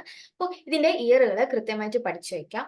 ആൻഡ് ഇതിന്റെ ചെയർമാനൊക്കെ ഉണ്ട് കമ്മീഷന്റെ. അതൊക്കെ കൃത്യമായി അവരെന്തൊക്കെ കാര്യങ്ങളാണ് കൊണ്ടുവന്നിട്ടുള്ളത് എന്നുള്ളത് ഈ ഫെമൈൻ കോഡൊക്കെ കൃത്യമായിട്ട് പഠിച്ചു വെക്കേണ്ടതുണ്ട്. അപ്പോൾ ഇവിടെ നമ്മൾ ബേസിക് ഡീറ്റെയിൽസ് മാത്രമാണ് കൊടുത്തിട്ടുള്ളത്. കമ്മീഷനും അതിന്റെ ഇയറും അതിന്റെ പ്രധാനപ്പെട്ട അത് എന്തിനെ പറ്റിയിട്ടുള്ള കമ്മീഷൻ ആയിരുന്നു എന്നുള്ളത്. ഓക്കെ, അടുത്ത വർക്ക് നോക്കൂ, ക്വസ്റ്റ്യൻ നോക്കൂ. ആന്ത്രോപോളജി ഡീൽസ് വിത്ത്, ഇത് വളരെ എളുപ്പമുള്ള ഒരു ക്വസ്റ്റ്യൻ ആണല്ലേ. ആന്ത്രോപോളജി എന്താണ്? ഇപ്പോ മോഡേൺ സ്റ്റഡീസ് ആണോ, മെഡീവൽ ടൈംസ് ആണോ, ലാൻഡ് മാറ്റേഴ്സ് ആണോ, evolution, growth and development of human? നമുക്കിതൊരു ഓക്സിലറി സബ്ജക്റ്റ് ആണ്, ഹിസ്റ്ററിന്റെ ആയിട്ട് വരുന്നതാണ് ആന്ത്രോപോളജി എന്ന് പറയുന്നത്. അപ്പോൾ ഇതിന്റെ ആൻസർ എന്താണ്? 4th ഓപ്ഷൻ ആണ് evolution, growth and development of human. ഈ കാര്യത്തെ പറ്റിയിട്ടാണ് നമ്മൾ ആന്ത്രോപോളജിയിൽ പഠിക്കുന്നത്. അടുത്തതും എളുപ്പമുള്ള ക്വസ്റ്റ്യൻ ആണ്. എന്താണ്? Numismatics, the study of coins, explain about. അതായത് ന്യൂമിസ്മാറ്റിക്സ് എന്ന് പറയുന്നത് സ്റ്റഡി ഓഫ് കോയിൻസ് ആണ്. അതിൽ എന്താണ് നമ്മൾ പഠിക്കുന്നത്? ന്യൂമിസ്മാറ്റിക്സിൽ വരുന്ന കാര്യങ്ങളൊക്കെ എന്താണ്? Economy of times, coin denominations, metals in use, wood industry, portraits of the rulers. ഇതിൽ നിന്ന് നമുക്ക് എലിമിനേറ്റ് ചെയ്യാൻ ഒരു കാര്യമുണ്ട്, ഓപ്ഷൻ ഡി. ഓപ്ഷൻ ഡി നമ്മൾ എലിമിനേറ്റ് ചെയ്ത് കഴിഞ്ഞാൽ നമുക്ക് ഉത്തരം ഏകദേശം ഉത്തരത്തിലേക്ക് എത്താൻ പറ്റും. അപ്പൊ ഇവിടെ ഓപ്ഷൻ ഡി വരുന്നത് കാരണം എന്താണ്? ഓപ്ഷൻ ഡി വുഡ് ഇൻഡസ്ട്രി എന്നാണ് പറയുന്നത്. കോയിൻസ് ഒരിക്കലും ഒരു വുഡ് ഇൻഡസ്ട്രീന്റെ ഭാഗമായിട്ടുള്ള കാര്യമല്ല, അത് മെറ്റൽ ആണ്. അപ്പോൾ നമ്മൾ 1 ക്യാൻസൽ ചെയ്യുന്നു, 3 ക്യാൻസൽ ചെയ്യുന്നു, 4 ക്യാൻസൽ ചെയ്യുന്നു. കാരണം എന്താണ്? ഇതിലൊക്കെ ഡി ഉണ്ട്. നമുക്ക് കറക്റ്റ് ഉത്തരം കിട്ടുന്നു. ബാക്കി ഓപ്ഷൻസ് കൺസിഡർ ചെയ്യാതെ നമ്മൾ ഉത്തരത്തിലേക്ക് എത്തുക എന്താണ്? Option 2 ABCE. ഓക്കെ, എന്താണ് അത്? ഇക്കോണമി ഓഫ് ടൈംസ്, ആ സമയത്തെ എന്താണ് സമ്പദ്ഘടനയെ പറ്റിയിട്ട് നമുക്ക് പഠിക്കാൻ സഹായിക്കുന്നു. പിന്നെ കോയിൻ ഡിനോമിനേഷനെ പറ്റി പഠിക്കാൻ സഹായിക്കുന്നു. അതിന്റെ വെയിറ്റ്, അതിന്റെ മെഷർമെന്റ് ഒക്കെ കാര്യങ്ങളൊക്കെ നമുക്ക് അറിയാൻ സഹായിക്കുന്നു. ആൻഡ് അതിനെ പറയുന്ന ഒരു പേരാണ്, ആ ഒരു കാര്യത്തെ പഠനത്തെ പറയുന്നതാണ് മെട്രോളജി എന്ന് പറയുന്നത്. അതറിഞ്ഞിരിക്കുക. പിന്നെ നമ്മൾ ആ കാലഘട്ടത്തിൽ ഉപയോഗിച്ചിരുന്ന മെറ്റലിനെ പറ്റി അറിയുന്നു.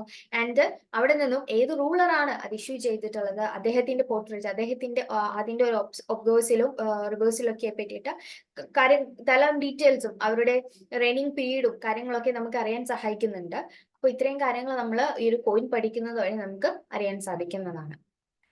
ആൻഡ് അടുത്തതും ഒരു ഡയറക്റ്റ് ക്വസ്റ്റ്യൻ ആണ്. എന്താണ്? The total number of charter acts introduced by British in India. അപ്പൊ എത്ര ചാർട്ടർ ആക്ടുകളെ ഇൻട്രൊഡ്യൂസ് ചെയ്തിട്ടുണ്ടെന്നാണ് ചോദിച്ചിട്ടുള്ളത്. അപ്പൊ നമ്മൾ പഠിച്ചിട്ടുണ്ടാവും ഇന്ന ചാർട്ടർ ആക്ട്, അതിൽ എന്തൊക്കെയാണ്, അതിന്റെ ഡീറ്റെയിൽസ് എന്തൊക്കെയാണ്, അതിൽ എന്തൊക്കെ പോയിന്റ് വരുന്നു എന്ന്. പക്ഷെ നമ്മൾ ശ്രദ്ധിച്ച് കാണത്തില്ല എത്ര ചാർട്ടർ ആക്ടുകൾ ഉണ്ടെന്നല്ലേ. ഓക്കെ, നമുക്കപ്പോൾ ക്വസ്റ്റ്യൻ ചോദിച്ചിട്ടുള്ളത് ഇങ്ങനെയാണ്. ആൻഡ് ഓപ്ഷൻസ് നോക്കൂ, 2, 4, 6, 8. ഇതിലേതാണ്? ആൻസർ വരുന്നത് 4 ആണ്. 4 ചാർട്ടർ ആക്ടുകളാണ്, അത് കൃത്യമായി കൊടുത്തിട്ടുണ്ട്. അപ്പൊ ഇത് പഠിക്കാൻ വളരെ എളുപ്പമാണ്. 3 അവസാനിക്കുന്നത്. അപ്പൊ കൃത്യമായി എല്ലാത്തിന്റെ ഇടവേളകളിൽ ശ്രദ്ധിക്കുക. ഒരു കൃത്യമായ ഒരു ഇടവേളയ്ക്ക് ശേഷമാണ് ഓരോ ചാർട്ടർ ആക്ടുകളും വന്നിട്ടുള്ളത്. അപ്പോൾ 1793, 1813, 1833, 1853. ഇത്രയും ചാർട്ടർ ആക്ടുകളാണ് വന്നിട്ടുള്ളത്. അപ്പോൾ നമുക്ക് അതിന്റെ ഡീറ്റെയിൽസും കൂടി അറിഞ്ഞിരിക്കേണ്ടതാണ്. കാരണം എല്ലാ തവണയും ചാർട്ടർ ആക്ടുകളെ സംബന്ധിച്ച് ഏതെങ്കിലും ഒരു ക്വസ്റ്റ്യൻ നമുക്ക് എക്സ്പെക്ട് ചെയ്യാവുന്നതാണ്. ഓക്കെ, ആൻഡ് അടുത്തത് ഒരു സ്റ്റേറ്റ്മെന്റ് ക്വസ്റ്റ്യൻ ആണ്. സ്റ്റേറ്റ്മെന്റ് മീൻസ് കൊട്ടേഷൻ തന്നിട്ടുള്ള ക്വസ്റ്റ്യൻ ആണ്. എന്താണത്? This is sheer waste of time unless the researcher knows what to take down, how to take down, and how to classify. Who wrote it? അപ്പൊ ഇത് basic ആയിട്ട് ഹിസ്റ്ററിനെ പറ്റിയിട്ടാണ് എഴുതിയിട്ടുള്ളത്. ഒരു റിസർച്ചറിനെ സംബന്ധിക്കുന്ന ഒരു കാര്യമാണ്. ഒരു റിസർച്ചറിന് എന്ത് എഴുതണം അല്ലെങ്കിൽ എന്തൊക്കെയാണ് പ്രധാനമായിട്ട് എടുത്ത് കൺസിഡർ ചെയ്യേണ്ടത് ആൻഡ് എങ്ങനെ ക്ലാസിഫൈ ചെയ്യണം എന്നൊന്നും അറിയില്ലെങ്കിൽ എന്താണ്, ഒരു റിസർച്ചറിനെ സംബന്ധിച്ച് ആള് വെറുതെ സമയം കളയാണ്. അപ്പോൾ ബേസിക് ആയിട്ടുള്ള ഈ കാര്യങ്ങൾ അറിയുന്നതാണ് ഒരു റിസർച്ചറിനെ സംബന്ധിച്ച് അദ്ദേഹത്തിന്റെ വർക്ക് പ്രോഗ്രസ് ചെയ്യാനും അദ്ദേഹത്തിന്റെ ഫീൽഡിൽ നിൽക്കാനും അദ്ദേഹത്തെ സഹായിക്കുന്നത്. അപ്പൊ ഇത് ആരാണോ പറഞ്ഞത് എന്നതാണ്. അപ്പോൾ H Carr, B Sheikh Ali, G C Pande none of the above. നമുക്കിവിടെ ആൻസർ നോക്കാം. ഓപ്ഷൻ 2 ബി ഷെയ്ഖ് അലിയാണ് ഈ ഒരു സ്റ്റേറ്റ്മെന്റ് പറഞ്ഞിട്ടുള്ളത്. അദ്ദേഹത്തിന്റെ വർക്കായിട്ടുള്ള history, its theory and method, ആ ഒരു വർക്കിൽ 1978 എഴുതിയിട്ടുള്ള ആ വർക്കിലാണ് അദ്ദേഹം ഈ ഒരു സ്റ്റേറ്റ്മെന്റ് പറയുന്നത്, ഒരു റിസർച്ചറിനെ സംബന്ധിച്ച സ്റ്റേറ്റ്മെന്റ്.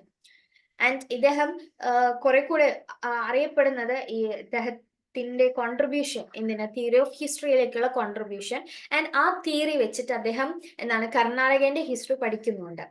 അപ്പോൾ അദ്ദേഹത്തിന്റെ കോൺട്രിബ്യൂഷൻ എന്ന് പറയുന്നത് അതാണ്. അപ്പോൾ ബി ഷെയ്ഖ് അലി അദ്ദേഹത്തിന്റെ വർക്കും ഓർത്തു വെക്കാം. ഓക്കെ, ഇനി അടുത്തൊരു question. According to Jains the siddha souls are of. അപ്പോ ജെയിൻസിന്റെ ഐഡിയ പ്രകാരം എത്ര സിദ്ധ സോൾസ് ഉണ്ടെന്നാണ്. ഓക്കെ, ഓപ്ഷൻസ് നോക്കൂ. 2 categories, 3 categories, 4 categories and 5 categories. ഇതിന്റെ ആൻസർ എന്താണ് വരുന്നത്? ഓക്കെ, ആൻസർ 4 ആണ്, 5 കാറ്റഗറീസ്. അപ്പോ ജൈനിസ്റ്റുകൾ, അതായത് ജൈന വിശ്വാസപ്രകാരം 5 കാറ്റഗറീസ് ഓഫ് സിദ്ധ സോൾസ് ഉണ്ടെന്നാണ് പറയുന്നത്. അപ്പൊ നമ്മളൊരു സിദ്ധ ആവുന്നത് എപ്പോഴാണ്? നമുക്ക് ഈ ഒരു വേൾഡ്ലി ലൈഫിൽ നിന്നും, നമ്മളുടെ ഈ ബർത്ത് ഡെത്ത് സൈക്കിളിൽ നിന്നും നമ്മൾ മോചിതരാകുമ്പോൾ, നമുക്ക് ലിബറേഷൻ കിട്ടുമ്പോഴാണ്, സോളിന് അതിൽ നിന്നൊക്കെ ലിബറേഷൻ കിട്ടുമ്പോഴാണ് നമ്മൾ എന്താണ് സിദ്ധാസ് ആവുന്നതെന്നാണ് പറയുന്നത്. എന്താണ് എ ലിബറേറ്റഡ് സോൾ, അങ്ങനെ വരുന്ന ആ ലിബറേറ്റഡ് സോൾ ആണ് എന്താണ് ഈ ഒരു സിദ്ധ എന്ന് പറയുന്നത്. കാരണം a liberated soul said to have attained its true and pristine nature of infinite bliss. Okay, and അങ്ങനെ കിട്ടുന്ന infinite knowledge and infinite perceptions ഉള്ള ആ ഒരാളെയാണ് നമ്മൾ എന്ത് സിദ്ധ എന്ന് പറയുന്നത്. അപ്പോൾ 5 കാറ്റഗറീസ് ഓഫ് സിദ്ധ സോൾസ് ഉണ്ടെന്ന് ഇവര് പറയുന്നു. ഓക്കെ, ഇനി അടുത്ത ക്വസ്റ്റ്യൻ നോക്കൂ. Which of the following statement regarding Malik Amber are correct? Malik അംബറിനെ സംബന്ധിച്ച് ശരിയായിട്ടുള്ള ഒരു സ്റ്റേറ്റ്മെന്റ് ആണ് ചോദിച്ചിട്ടുള്ളത്. അപ്പോൾ മാലിക് അംബർ ആരാണ് എന്ന് നമുക്ക് ബേസിക്കലി അറിഞ്ഞിരിക്കണം അല്ലേ. അദ്ദേഹം ഒരു സ്ലേവ് കമാൻഡർ ആണ്. പ്രത്യേകിച്ചും അഹമ്മദ് ഷാഹി ഡൈനാസ്റ്റിയിൽ വരുന്ന, അതായത് ഒരു ഈ ബാമിനി കിങ്ഡത്തിനൊക്കെ ശേഷം നമുക്കറിയാം എന്താണ് ആ സ്റ്റേറ്റ് പിന്നെ ഡിവൈഡ് ചെയ്ത് കുറെ കുഞ്ഞു കുഞ്ഞു സൽത്തനേറ്റ് സ്റ്റേറ്റുകളായിട്ട് ഡിവൈഡ് ചെയ്ത് പോകുന്നുണ്ട്. അങ്ങനെ വരുന്നപ്പോൾ ബിജാപ്പൂർ, ബിഡർ അങ്ങനെയൊക്കെ വരുന്ന സ്റ്റേറ്റുകളിൽ ഒന്നാണ് അഹമ്മദ് നഗർ എന്ന് പറയുന്നത്. അപ്പം അവിടെ വരുന്ന ഒരു പ്രധാനപ്പെട്ട സ്ലേവ് കമാൻഡർ ആണ് മാലിക് അംബർ. അപ്പൊ അവിടുത്തെ റൂളേഴ്സിനെ പറ്റി പറയുന്ന പോലെ തന്നെ ഇമ്പോർട്ടന്റ് ആയിട്ട് പഠിക്കുന്ന ആളാണ് മാലിക് അംബർ എന്ന് പറയുന്നത്. ആൻഡ് അദ്ദേഹത്തെ സംബന്ധിക്കുന്ന സ്റ്റേറ്റ്മെന്റ്സ് ആണിത്. Malik Ambar was sold at Ahmed Nagar to Chengiz Khan, a minister, the minister of Murtaza Nizam Shah first. ഈ ചെങ്കിസ് ഖാൻ എന്ന് പറയുന്നത് നമ്മള് ഇന്ത്യൻ കോണ്ടെക്സ്റ്റിലാണ് Chengiz Khan. And battle of Bhatvadi was one of the decisive battles in the history of Deccan won by Malik Ambar. In 1607, Malik Ambar transferred his capital to Kirki, about 10 miles from Dawlatabad. Malik Ambar defeated Abdullah Khan, the governor of Gujarat. Malik Ambar's revenue system was based primarily on Raja Todarmar's model. Okay, ഇനി ഇവിടെ നമ്മൾ already പറഞ്ഞു അദ്ദേഹം ഒരു slave കമാൻഡറാണ്. അപ്പൊ അദ്ദേഹത്തെ എത്തോപ്യയിൽ നിന്ന് കൊണ്ടുവന്നിട്ടാണ് ഇവിടെ വിൽക്കുന്നത്. അപ്പം നമുക്ക് ഫസ്റ്റ് സ്റ്റേറ്റ്മെന്റ് നോക്കൂ, അത് കുറച്ചുകൂടി ഇദ്ദേഹത്തെ കണക്ട് ചെയ്യുന്നതാണ്. കാരണം എന്താണ്, Malik Ambar was sold at Ahmed Nagar to Chengiz Khan, minister of Murtaza Nizam Shah first. ആ സ്റ്റേറ്റ്മെന്റ് നമുക്ക് കൺസിഡർ ചെയ്യാവുന്നതാണ്. അതായത് ഓപ്ഷൻ എ നമുക്ക് എടുക്കാവുന്നതാണ്. അപ്പൊ ഓപ്ഷൻ എ എടുക്കുമ്പോൾ നമുക്ക് 1, 3, 4 ഓപ്ഷൻസ് കൺസിഡർ ചെയ്യേണ്ടി വരുന്നു. ഓപ്ഷൻ 2 നമുക്ക് എന്താണ് എലിമിനേറ്റ് ചെയ്യും. ഇനി നമുക്ക്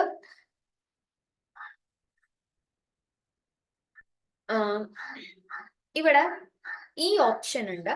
ഈ ഓപ്ഷൻ പക്ഷെ നമ്മൾ ക്യാൻസൽ ചെയ്യുമ്പോൾ നമുക്ക് ഇവിടെ നമ്മൾ ഓൾറെഡി എ ഉള്ളത് കൊണ്ട് നമുക്ക് ഈ ശരിയാണോ നമുക്ക് ആ സ്റ്റേറ്റ്മെന്റ് ഒന്ന് കൺസിഡർ ചെയ്ത് നോക്കാവുന്നതാണ്. And Malik Ambar's revenue system was based primary on Todarmal's model. അതെ, ആ ഒരു സ്റ്റേറ്റ്മെന്റ് ശരിയാണ്. കാരണം അക്ബറിന്റെ റവന്യൂ മിനിസ്റ്റർ ആയിരുന്ന രാജ ടോഡർമാലിന്റെ മോഡൽ ആക്കിക്കൊണ്ടാണ്, അദ്ദേഹത്തിന്റെ റവന്യൂ സിസ്റ്റത്തെ ബേസ് ചെയ്തുകൊണ്ടാണ് മാലിക് കമ്പർ റവന്യൂ സിസ്റ്റം ഇൻട്രൊഡ്യൂസ് ചെയ്തിട്ടുള്ളത്. അപ്പൊ നമ്മൾ ഈ എടുക്കുകയാണ്. അപ്പൊ നമുക്ക് എന്താണ് ഈ ഈ ഒരു സ്റ്റേറ്റ്മെന്റ്, അതായത് ഈ ഫസ്റ്റ് ഓപ്ഷൻ നമുക്ക് ക്യാൻസൽ ചെയ്യാവുന്നതാണ്. ആൻഡ് നമ്മൾ ഓൾറെഡി ബിയും ക്യാൻസൽ ചെയ്തായിരുന്നു. അപ്പൊ 3 അല്ലെങ്കിൽ 4 ആണ് നമുക്ക് ആൻസർ ആയിട്ട് വരുന്നത്. അങ്ങനെയെങ്കിൽ ഇതില് നമുക്ക് ഈ ഒരു ഓപ്ഷൻസിൽ നമ്മൾ നോക്കുമ്പോൾ ബിയോ സിയോ നമുക്ക് നോക്കുകയാണെങ്കിൽ ഇവിടെ നമുക്ക് ഇയർ ആണ് തന്നിട്ടുള്ളത്. എപ്പോഴും നമ്മൾ ഇയർ എടുക്കുമ്പോൾ കുറച്ചുകൂടി കൃത്യമായിട്ട് ധാരണ ഉണ്ടാവേണ്ട ഒരു കാര്യമാണ് ഇയറുകൾ കൺസിഡർ ചെയ്യാന്നുള്ളത്. അപ്പൊ ഇവിടെ നമ്മൾ അടുത്ത ഓപ്ഷനിൽ നോക്കുകയാണെങ്കിൽ ബാറ്റിൽ ഓഫ് ബട്ട്വാടി എന്ന് പറയുന്നതാണ്. അപ്പോൾ ബാറ്റിൽ ഓഫ് ബട്ട്വാഡിനെ പറ്റി അറിഞ്ഞാൽ നമുക്ക് ആ ഒരു ആൻസർ എടുക്കാൻ പറ്റും. നമ്മളിവിടെ 2 എണ്ണം റിസർവ് ചെയ്ത് വെച്ചിട്ടുണ്ട്. ആൻഡ് നമുക്ക് ഇതിൽ ആൻസർ ഏതാണെന്ന് നോക്കാം. എന്താണ് ഓപ്ഷൻ 4 ആണ്, അതായത് ABDE ഇതാണ് ഉത്തരം വന്നിരിക്കുന്നത്. അപ്പോൾ മാലിക് അംബർ, നമ്മൾ ഫസ്റ്റ് സ്റ്റേറ്റ്മെന്റ് എ സ്റ്റേറ്റ്മെന്റ് എടുക്കുകയാണെങ്കിൽ എന്താണ്, Malik Ambar was sold at Ahmed Nagar to Chengiz Khan. അദ്ദേഹത്തെ ഈ ഒരു ചെങ്കിസ് ഖാൻ, നിസാം ഷാന്റെ മിനിസ്റ്റർ ആയിട്ടുള്ള ചെങ്കിസ് ഖാൻ ആണ് ഇദ്ദേഹത്തെ ആദ്യമായിട്ട് അഹമ്മദ് നഗറിൽ ഇദ്ദേഹത്തിന് കിട്ടുന്നത്. അപ്പോൾ ഇദ്ദേഹം 1548 എത്യോപ്യയിൽ ആണ് ജനിക്കുന്നത്. ആ സമയത്ത് അദ്ദേഹത്തിന്റെ പേര് ചപ്പു എന്നായിരുന്നു. പിന്നീട് അദ്ദേഹം ബിലോങ് ചെയ്യുന്നത് ഒറോമോ കമ്മ്യൂണിറ്റിയിലാണ്. ആൻഡ് അവിടെ നിന്നും അദ്ദേഹത്തെ പിന്നീട് കൈമാറ്റം ചെയ്ത് അദ്ദേഹം പിന്നീട് അവസാനം എവിടേക്ക് എത്തിയാണ്, അഹമ്മദ് ഷാഹി അല്ലെങ്കിൽ ഈ ഒരു ഡെക്കാൻ സ്റ്റേറ്റുകളിലേക്ക് എത്തുകയാണ്. അവിടെ അദ്ദേഹം ആദ്യമായിട്ട് എത്തുന്നത് ബിജപ്പൂരിലെ ചന്ദ് ബീബിന്റെ സ്റ്റേറ്റിലേക്കാണ്. അവിടെ കുറച്ചുനാൾ അദ്ദേഹം ഈ ഒരു ബിജപ്പൂർ സൽത്തനേറ്റിന് വേണ്ടിയിട്ട് വർക്ക് ചെയ്യുന്നുണ്ട്. പിന്നീട് അദ്ദേഹം അഹമ്മദ് നഗറിൽ നിസാം ഷാഹീസിന് വേണ്ടിയിട്ടാണ് വർക്ക് ചെയ്യുന്നത്. ബിജപ്പൂർ വിട്ട് അഹമ്മദ് നഗറിലേക്ക് വരുന്നു. ഏകദേശം 1607 to 1627 വരെ അദ്ദേഹം വർക്ക് ചെയ്യുന്നുണ്ട്. അപ്പൊ നമ്മൾ ഈ ഡെക്കാൻ സൽത്തൻസില് അല്ലെങ്കിൽ ഡെക്കാൻ സ്റ്റേറ്റില് ഇത്തരത്തില് എത്യോപ്യൻ സ്ലേവുകൾ അറിയപ്പെടുന്നത് ഹബ്ഷീസ് അല്ലെങ്കിൽ സിത്തീസ് എന്നുള്ള പേരിലാണ്. ഓക്കെ, അപ്പൊ നമ്മൾ ചിലപ്പോൾ പലയിടത്തും ഈ ടേം ആയിരിക്കും നമ്മൾ കാണുന്നുണ്ടാവുക. അപ്പൊ ഇങ്ങനത്തെയുള്ള സ്ലേവ് കമാൻഡേഴ്സിനൊക്കെ നമ്മൾ ഹബ്ഷീസ് അല്ലെങ്കിൽ സിത്തീസ് എന്നാണ് പറയുന്നത്. ആൻഡ് ബാറ്റിൽ ഓഫ് ബട്ട്വാടി പറഞ്ഞു. ഓക്കെ, ബാറ്റിൽ ഓഫ് ബട്ട്വാടി ഇദ്ദേഹം ഇൻവോൾവ് ആയിട്ടുള്ള ഒരു ബാറ്റിലാണ്.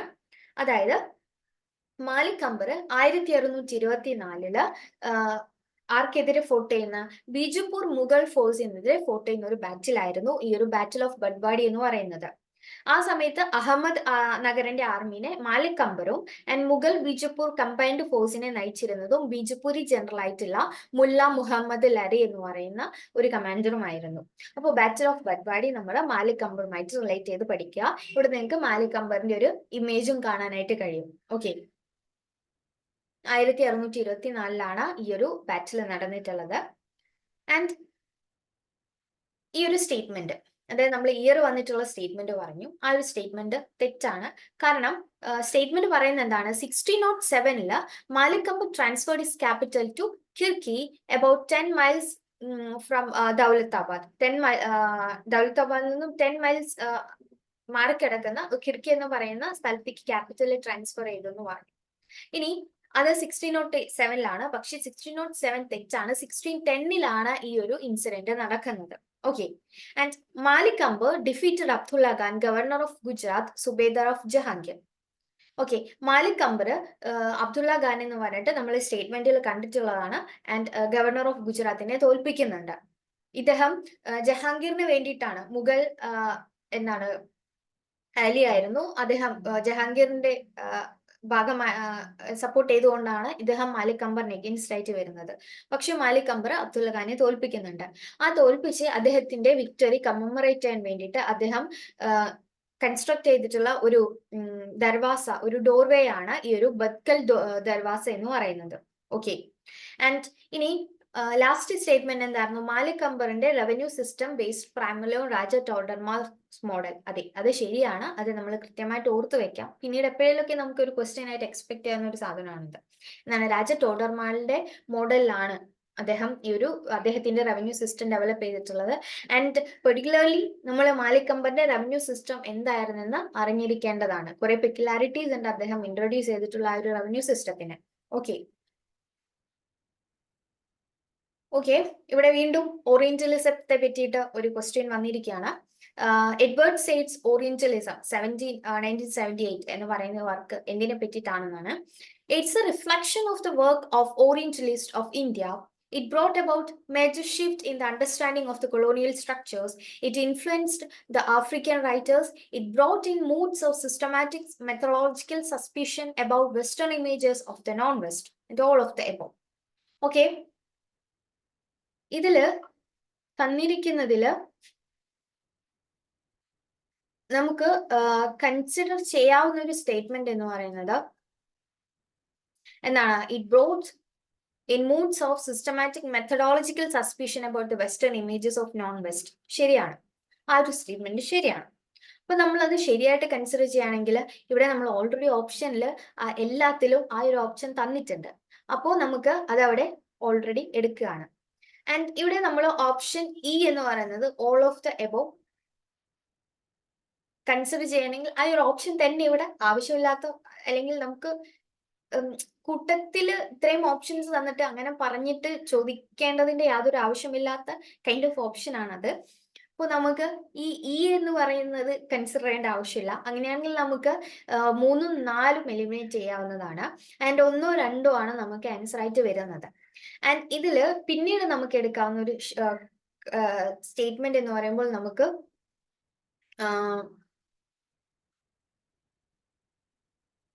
എന്താണ്? ബി എടുക്കാം. ബി എന്ന് പറയുമ്പോൾ എന്താണ്? കൊളോണിയൽ സ്ട്രക്ചേഴ്സിന്റെ അണ്ടർസ്റ്റാൻഡിങ്ങിൽ ഒരു പ്രധാനപ്പെട്ട ഷിഫ്റ്റ് കൊണ്ടുവന്നിട്ടുണ്ട്. ആ ഒരു സ്റ്റേറ്റ്മെന്റ് ശരിയാണ്. പക്ഷേ ഓപ്ഷൻ സിയും ശരിയാണ്. It influence the African writers, അതും ശരിയാണ്. പക്ഷെ ഓപ്ഷൻ എ എന്ന് പറയുന്നത് തെറ്റാണ്. കാരണം ഇന്ത്യയിൽ എന്ന് പറഞ്ഞിട്ട് ഓറിയന്റലിസ്റ്റുകൾ വരുന്നില്ല. അതായത് നേറ്റീവ്സ് ആയിട്ട് നമുക്ക് ഓറിയന്റലിസ്റ്റുകളുടെ വർക്ക് എടുക്കാൻ കഴിയുന്നില്ല. എല്ലാ ഓറിയന്റലിസ്റ്റ് വർക്കുകളും തന്നെ ആരാണ് പ്രൊഡ്യൂസ് ചെയ്തിട്ടുള്ളത്? ബ്രിട്ടീഷ് ഒഫീഷ്യൽസോ അല്ലെങ്കിൽ ബ്രിട്ടീഷ് റൈറ്റേഴ്സ് ആണ്. അപ്പൊ നമുക്ക് ആ സ്റ്റേറ്റ്മെന്റ് എടുക്കേണ്ട ആവശ്യമില്ല. അപ്പൊ നമുക്ക് ഇവിടെ ആൻസർ വരുന്നത് BCD, അതായത് രണ്ടാമത്തെ ഓപ്ഷൻ ആണ്.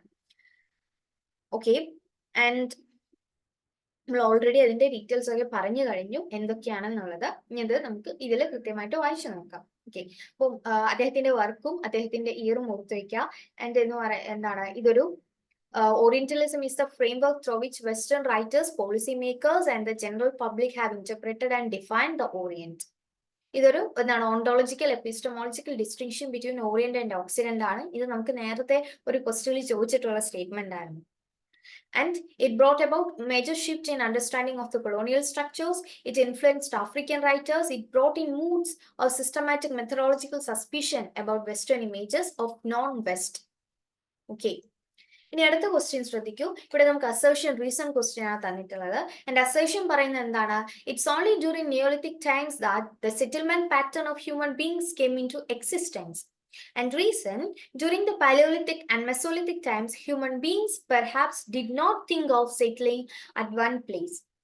അപ്പോൾ ഈ ഒരു ബേസിക് ആയിട്ടുള്ള കാര്യത്തെ പറ്റിയിട്ടാണ് ചോദിക്കുന്നത്. ജനറൽ ആയിട്ടാണ് ചോദിച്ചിട്ടുള്ളത്. അതായത് നിയോളിത്തിക് ടൈമിൽ എന്താണ് അസേഷൻ പറയുന്നത്? നിയോളിത്തിക് ടൈമിൽ സെറ്റിൽമെന്റ് പാറ്റേൺസ് ഒക്കെ വന്നു എന്നുള്ളതാണ്. കൃത്യമായിട്ട് ഒരു എസ്റ്റാബ്ലിഷ്ഡ് ചെയ്തു എന്നാണ് അവർ പറയുന്നത്.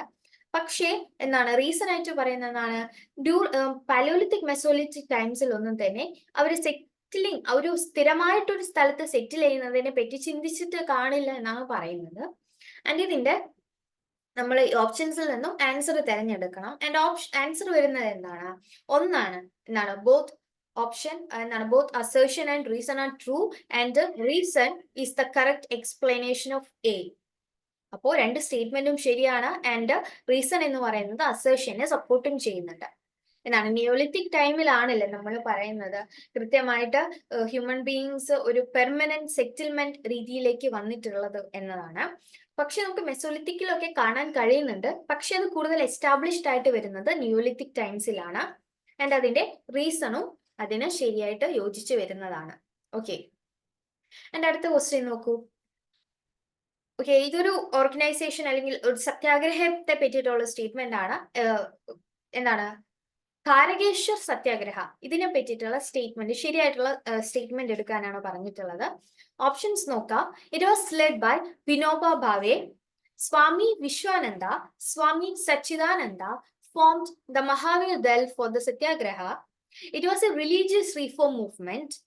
The Satyagraha was supported by the British government. Chittaranjan Das was associated with Satyagraha. അപ്പോൾ ഇതില് നമുക്ക് എടുക്കാവുന്നതും ആൻഡ് എലിമിനേറ്റ് ചെയ്യാവുന്നതുമായിട്ടുള്ള ഓപ്ഷൻസ് നമുക്ക് നോക്കാം. അപ്പോൾ ഇതില് നമുക്ക് കോമൺ ആയിട്ട് എല്ലാത്തിലും വരുന്ന ഒരു ഓപ്ഷൻ ഇല്ല. അപ്പോൾ നമുക്ക് ഓരോന്ന് എടുത്തു നോക്കാം. ഇപ്പൊ നമുക്ക് ഫസ്റ്റ് വായിക്കുമ്പോൾ തന്നെ നമ്മളൊന്ന് ജസ്റ്റ് ഒന്ന് ശരിയാണോ എന്ന് തോന്നിപ്പോകുന്ന ഒരു സ്റ്റേറ്റ്മെന്റ് ഉണ്ട്. അത് ഓപ്ഷൻ ഡി, അതായത് ഈ സത്യാഗ്രഹയെ ബ്രിട്ടീഷ് ഗവൺമെന്റ് സപ്പോർട്ട് ചെയ്തിരുന്നു എന്നതാണ്. അപ്പൊ നമുക്കറിയാവുന്നതിൽ വെച്ചിട്ട് ഇങ്ങനത്തെയുള്ള ഇപ്പൊ നമ്മള് നേറ്റീവ്സ് നടത്തുന്ന സത്യാഗ്രഹങ്ങളെ ഒന്നും അധികം ഒന്നും ബ്രിട്ടീഷുകാർ സപ്പോർട്ട് ചെയ്തിട്ടില്ല. അപ്പൊ നമുക്ക് ഈ ഒരു സ്റ്റേറ്റ്മെന്റ് നമുക്ക് ശരിയായിട്ട് എടുക്കാവുന്നതാണ്. അപ്പം ഐ മീൻ ഇത് എന്താണ് തെറ്റായിട്ട് എടുക്കാവുന്ന ഒരു സ്റ്റേറ്റ്മെന്റ് ആണ്. അതായത് ഡി നമുക്ക് ഇതിൽ ഇൻക്ലൂഡ് ചെയ്യേണ്ട ആവശ്യമില്ല. അങ്ങനെയാണെങ്കിൽ നമുക്ക് ഡി വെച്ചിട്ട് വരുന്ന ഓപ്ഷൻസ് 2ഉം 3ഉം നമുക്ക് ക്യാൻസൽ ചെയ്യാം, 1ഉം 4ഉം നമുക്ക് കൺസിഡർ ചെയ്യാം. ഇനി അടുത്തെടുക്കുകയാണെങ്കിൽ 1ഉം 4ലും നമുക്ക് സി കോമൺ ആയിട്ട് വരുന്നുണ്ട്. എന്താണ്, ഇതൊരു റിലീജിയസ് റിഫോം മൂവ്മെന്റ് ആയിരുന്നു. അപ്പൊ നമുക്ക് അത് ഓക്കെ, അത് കൺസിഡർ ചെയ്യണ്ട. ആൻഡ് നമ്മൾ ഇയും 2ലും വരുന്നുണ്ട്. അപ്പൊ എന്താണ്, ചിത്തരഞ്ജൻ ദാസ് അതിന്റെ ഭാഗമായിരുന്നു, അല്ലെങ്കിൽ CR ദാസ് അതിനെ കണക്റ്റഡ് ആയിട്ടുള്ള ആളാണ്. നമുക്ക് എയും ബിയും ആണ് ഇന്നിവിടെ കൺഫ്യൂഷൻ വരുന്നത്. അപ്പോൾ ഇത് എ നമുക്ക് ഇതിൽ ഓപ്ഷനിൽ വരുന്നില്ല.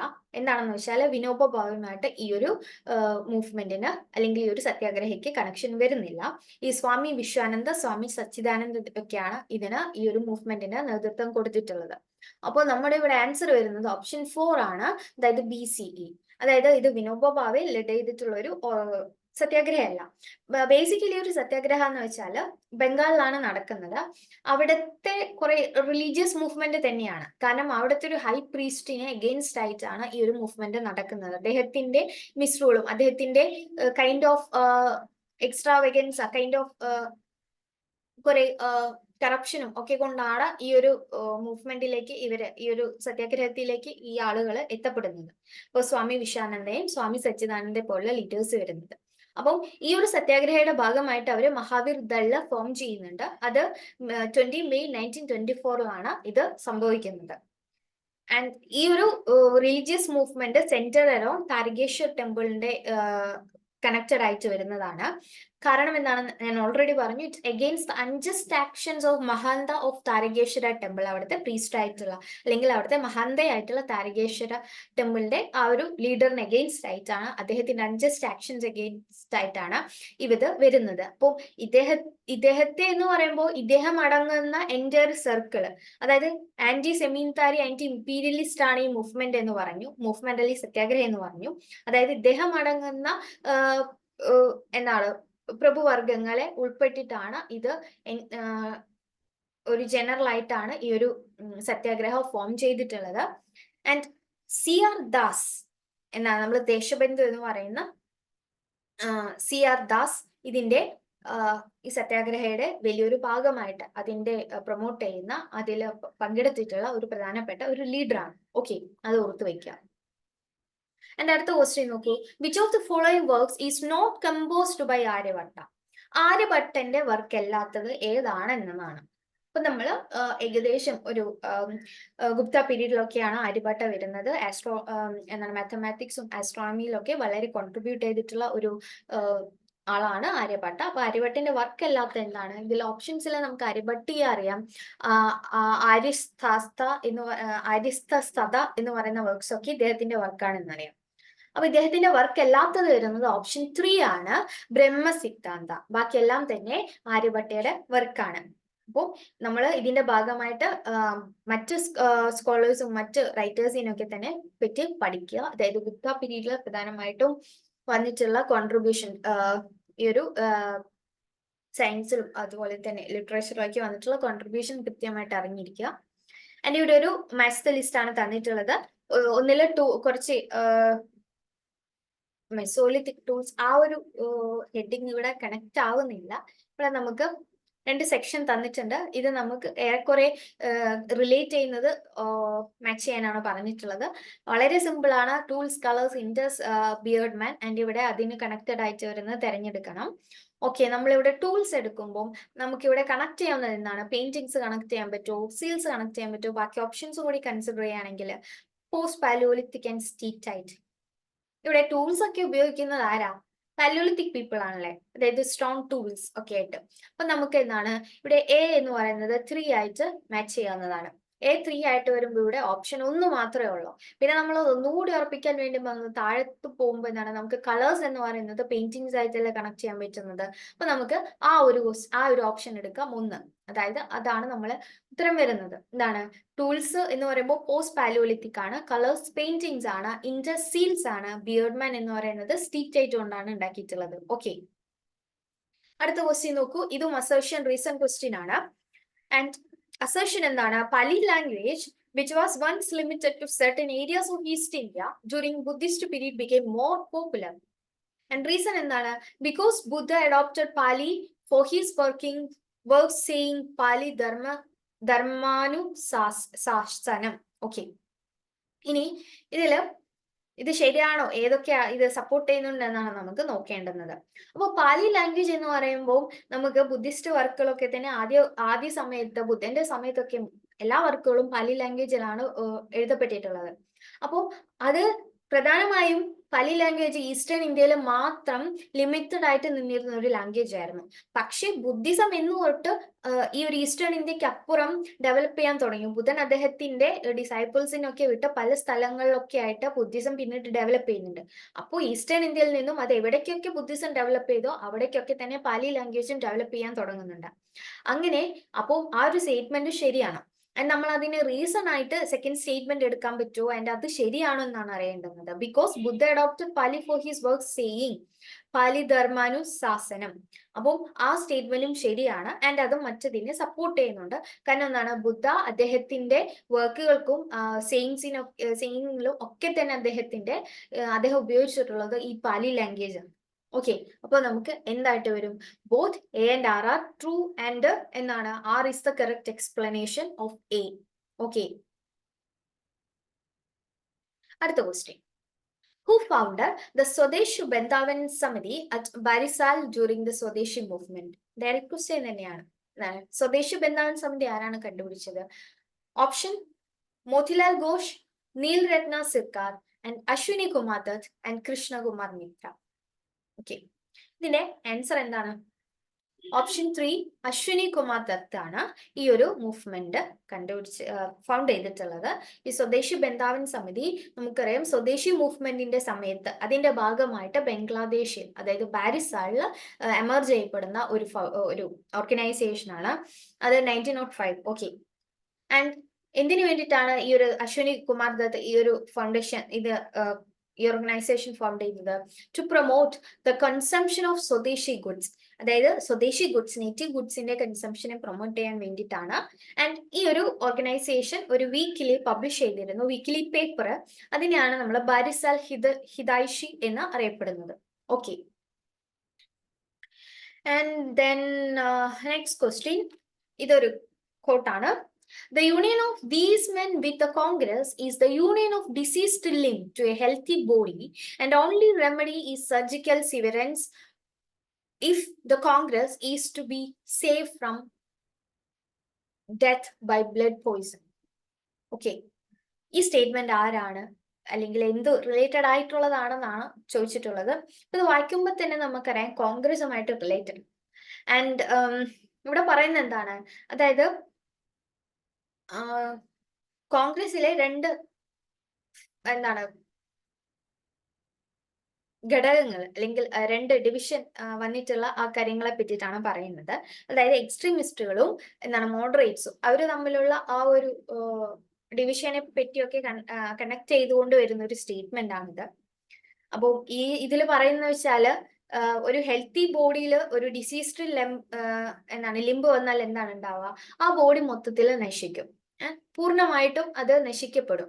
അങ്ങനത്തെ ഒരു അവസ്ഥയാണ് എന്താണ് ഒരു ഹെൽത്തി ബോഡി ആയിട്ടുള്ള കോൺഗ്രസ്സിൽ അതിന്റെ എക്സ്ട്രീമിസ്റ്റ് ആയിട്ടുള്ള ആളുകൾ ഉണ്ടെങ്കിൽ എന്തായാലും ആ കോൺഗ്രസ് നശിച്ചു പോകും എന്നുള്ള രീതിയിലുള്ള ഒരു സ്റ്റേറ്റ്മെന്റ് ആണ് ഇവിടെ എക്സ്പ്രസ് ചെയ്തിട്ടുള്ളത്. ഓക്കെ, ആൻഡ് ഇത് ഇപ്പോൾ നമുക്ക് ഈ ഒരു സ്റ്റേറ്റ്മെന്റിൽ നിന്ന് മനസ്സിലായത് എക്സ്ട്രീമിസ്റ്റുകളെ പറ്റിയിട്ട് ഏതോ അല്ലെങ്കിൽ ഒന്നില്ലെങ്കിൽ ഒരു മോഡറേറ്റ് പൊളിറ്റീഷ്യൻ പറയുന്നത് അല്ലെങ്കിൽ ബ്രിട്ടീഷ് ഓഫീസേഴ്സ് പറയുന്ന ഒരു സ്റ്റേറ്റ്മെന്റ് ആയിരിക്കാം. നമ്മൾ ഓപ്ഷൻസ് കൺസിഡർ ചെയ്യുകയാണെങ്കിൽ എന്താണ്, it is expressed by Mahatma Gandhi, said Madan Mohan Malaviya, wrote H.A. Wadia and Firoz Mehta expressed the same opinion and it is the reflection on extremist.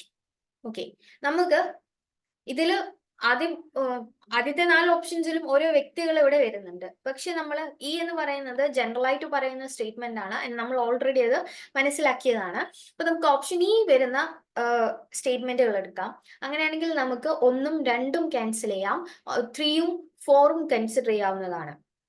And ഈ ഒരു സ്റ്റേറ്റ്മെന്റ് എന്തായാലും മഹാത്മാഗാന്ധി എക്സ്പ്രസ് ചെയ്തിട്ടുള്ള കാര്യമല്ല. അപ്പൊ നമുക്ക് എ ക്യാൻസൽ ചെയ്യുകയാണെങ്കിൽ നമുക്ക് ഓപ്ഷൻ 4 എന്നാണ് CDEയിലേക്ക് വരാം. അതാണ് ഇവിടുത്തെ ആൻസർ ആയിട്ട് വരുന്നത്. അതായത് ആ സമയത്ത് ഒരു റെവല്യൂഷണറി എക്സ്ട്രീമിസ്റ്റ് മൂവ്മെന്റുകളൊക്കെ, അതായത് സ്വദേശി മൂവ്മെന്റിന് ശേഷം വരുന്ന ആ ഒരു പീരീഡിലൊക്കെ എമർജ് ചെയ്ത് വരുന്ന റെവല്യൂഷണറി എക്സ്ട്രീമിസ്റ്റ് മൂവ്മെന്റുകളും അതിന്റെ ലീഡേഴ്സിനൊക്കെ അഗെയിൻസ്റ്റ് ആയിട്ടാണ് ഈ ഒരു സ്റ്റേറ്റ്മെന്റ് പറഞ്ഞിട്ടുള്ളത്. ആൻഡ് ഇത് ഈ ഒരു സമയത്ത് എന്ന് വെച്ചാൽ ഈ മോഡറേറ്റ് ലീഡേഴ്സ് എക്സ്ട്രീമിസ്റ്റിൽ നിന്നും എപ്പോഴും കോൺഗ്രസിനെ വേർതിരിച്ച് നിർത്താനായിട്ടുള്ള പല ശ്രമങ്ങളും നടത്തിയിരുന്നു. ആൻഡ് അതിന്റെ ഭാഗമായിട്ട് വരുന്ന ഒരു സ്റ്റേറ്റ്മെന്റ് ആണ് ഫോം ചെയ്യുന്ന ഒരു ലീഡർ പറഞ്ഞിട്ടുള്ള ആൻഡ് മോഡറേറ്റ് ലീഡർ പറഞ്ഞിട്ടുള്ള ഒരു സ്റ്റേറ്റ്മെന്റ് ആണിത്. ആൻഡ് ഇത് ആരാ പറഞ്ഞെന്ന് വെച്ചാൽ H.A. വാഡിയാണ്, close associate of Firoz Shah Mehta. അപ്പോൾ H.A. വാഡിയാണ് ഈ ഒരു സ്റ്റേറ്റ്മെന്റ് പറഞ്ഞിട്ടുള്ളത്. 1908 ഈ ഒരു സ്റ്റേറ്റ്മെന്റ് ഡിക്ലെയർ ചെയ്തിട്ടുള്ളത്. ആൻഡ് ഫിറോസ് ഷാ മേത്തയും ഇതിനെ ശരിവെച്ചുകൊണ്ട് സപ്പോർട്ട് ചെയ്തുകൊണ്ട് പറയുന്നുണ്ട്. ഓക്കെ, അപ്പോൾ ഇത് എക്സ്ട്രീമിസ്റ്റും മോഡറേറ്റ്സും തമ്മിലുള്ള ഒരു ഇഷ്യൂനെ പറ്റിയിട്ടാണ് നമ്മൾ ഈ സ്റ്റേറ്റ്മെന്റ് വരുന്നതെന്ന് പറയുന്നത്. ഇനി അടുത്ത് നോക്കൂ, ജൈനിസം റിലേറ്റഡ് ക്വസ്റ്റ്യൻ ആണ്. Reasons for the continuous existence of Jainism in India are ഏതൊക്കെയാണ്? ആൻഡ് ഓപ്ഷൻസ് നോക്കൂ, live and let live, ahimsa paramo dharma, trade and commerce, nature of blood for blood and human fraternity. ഇതിൽ നമുക്ക് എലിമിനേറ്റ് ചെയ്യാൻ പറ്റുന്ന ഒരു ഓപ്ഷൻ നമുക്ക് കിട്ടിക്കഴിഞ്ഞു. ഓപ്ഷൻ ഡി എന്താണ്, ബ്ലഡ് ഫോർ ബ്ലഡ് എന്നുള്ള ഒരു ആശയത്തെ അവർ പ്രോത്സാഹിപ്പിക്കുന്നില്ല. അതായത് ഡി വരുന്ന ഓപ്ഷൻസ് നമ്മൾ ക്യാൻസൽ ചെയ്യുന്നു. 1 ക്യാൻസൽ ചെയ്യുന്നു, ആൻഡ് 3 ക്യാൻസൽ ചെയ്യുന്നു, 4 ക്യാൻസൽ ചെയ്യുന്നു, ഉത്തരം കിട്ടി 2. ABCE എന്താണ്, live and let live, ahimsa paramo dharma, trade and commerce, human fraternity. Okay, ഇത്രയും ക്വസ്റ്റ്യൻസ് ആണ് ഇപ്പോൾ നമ്മൾ ഈ ഒരു സെഷനിൽ ഡിസ്കസ് ചെയ്തത്. അപ്പോൾ ഇത് നോക്കുകയാണെങ്കിൽ നമുക്ക് ഇത്രയും ക്വസ്റ്റ്യൻസിൽ ഒന്നും നമ്മൾ അത്ര അധികം ചിന്തിച്ച് അല്ലെങ്കിൽ ഡീപ്പിലേക്ക് പോയി ചിന്തിച്ച് ചെയ്യേണ്ടി വന്നിട്ടില്ല. പിന്നെ നമുക്ക് സ്റ്റേറ്റ്മെന്റ് അല്ലെങ്കിൽ എന്തെങ്കിലും കൊട്ടേഷൻ തന്നിട്ട്, കോട്ട്സ് തന്നിട്ട് അത് ആരാ പറഞ്ഞ അല്ലെങ്കിൽ ഇത് എന്ത് റിലേറ്റഡ് ആണെന്ന കാര്യങ്ങളാണ് നമ്മൾ കുറച്ചുകൂടി ചിന്തിച്ച് ചെയ്യേണ്ടി വന്നിട്ടുള്ളത്. ഈവൻ അസേർഷൻ റീസൺ പോലും നമുക്ക് കൈൻഡ് ഓഫ് എളുപ്പമുള്ള രീതിയിലാണ് ചോദിച്ചിട്ടുള്ളത്. ഇത്രയും ക്വസ്റ്റ്യൻസ് നമ്മൾ ആൻസർ ചെയ്ത് വെച്ച് നോക്കുമ്പോൾ പിന്നത്തെ എല്ലാം തന്നെ നമുക്ക് ഡയറക്റ്റ് ക്വസ്റ്റ്യൻസ് ആയിരുന്നു. ആൻഡ് നമുക്ക് ബേസിക് കാര്യങ്ങൾ അറിയാമെങ്കിൽ ആൻസർ ചെയ്യാൻ പറ്റുന്ന ക്വസ്റ്റ്യൻസ് ഒക്കെ തന്നെയായിരുന്നു ചോദിച്ചത്. ഓക്കെ, അപ്പോൾ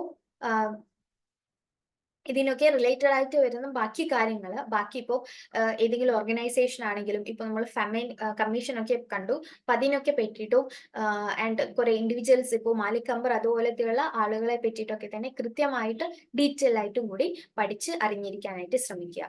ഓക്കെ, താങ്ക് യു.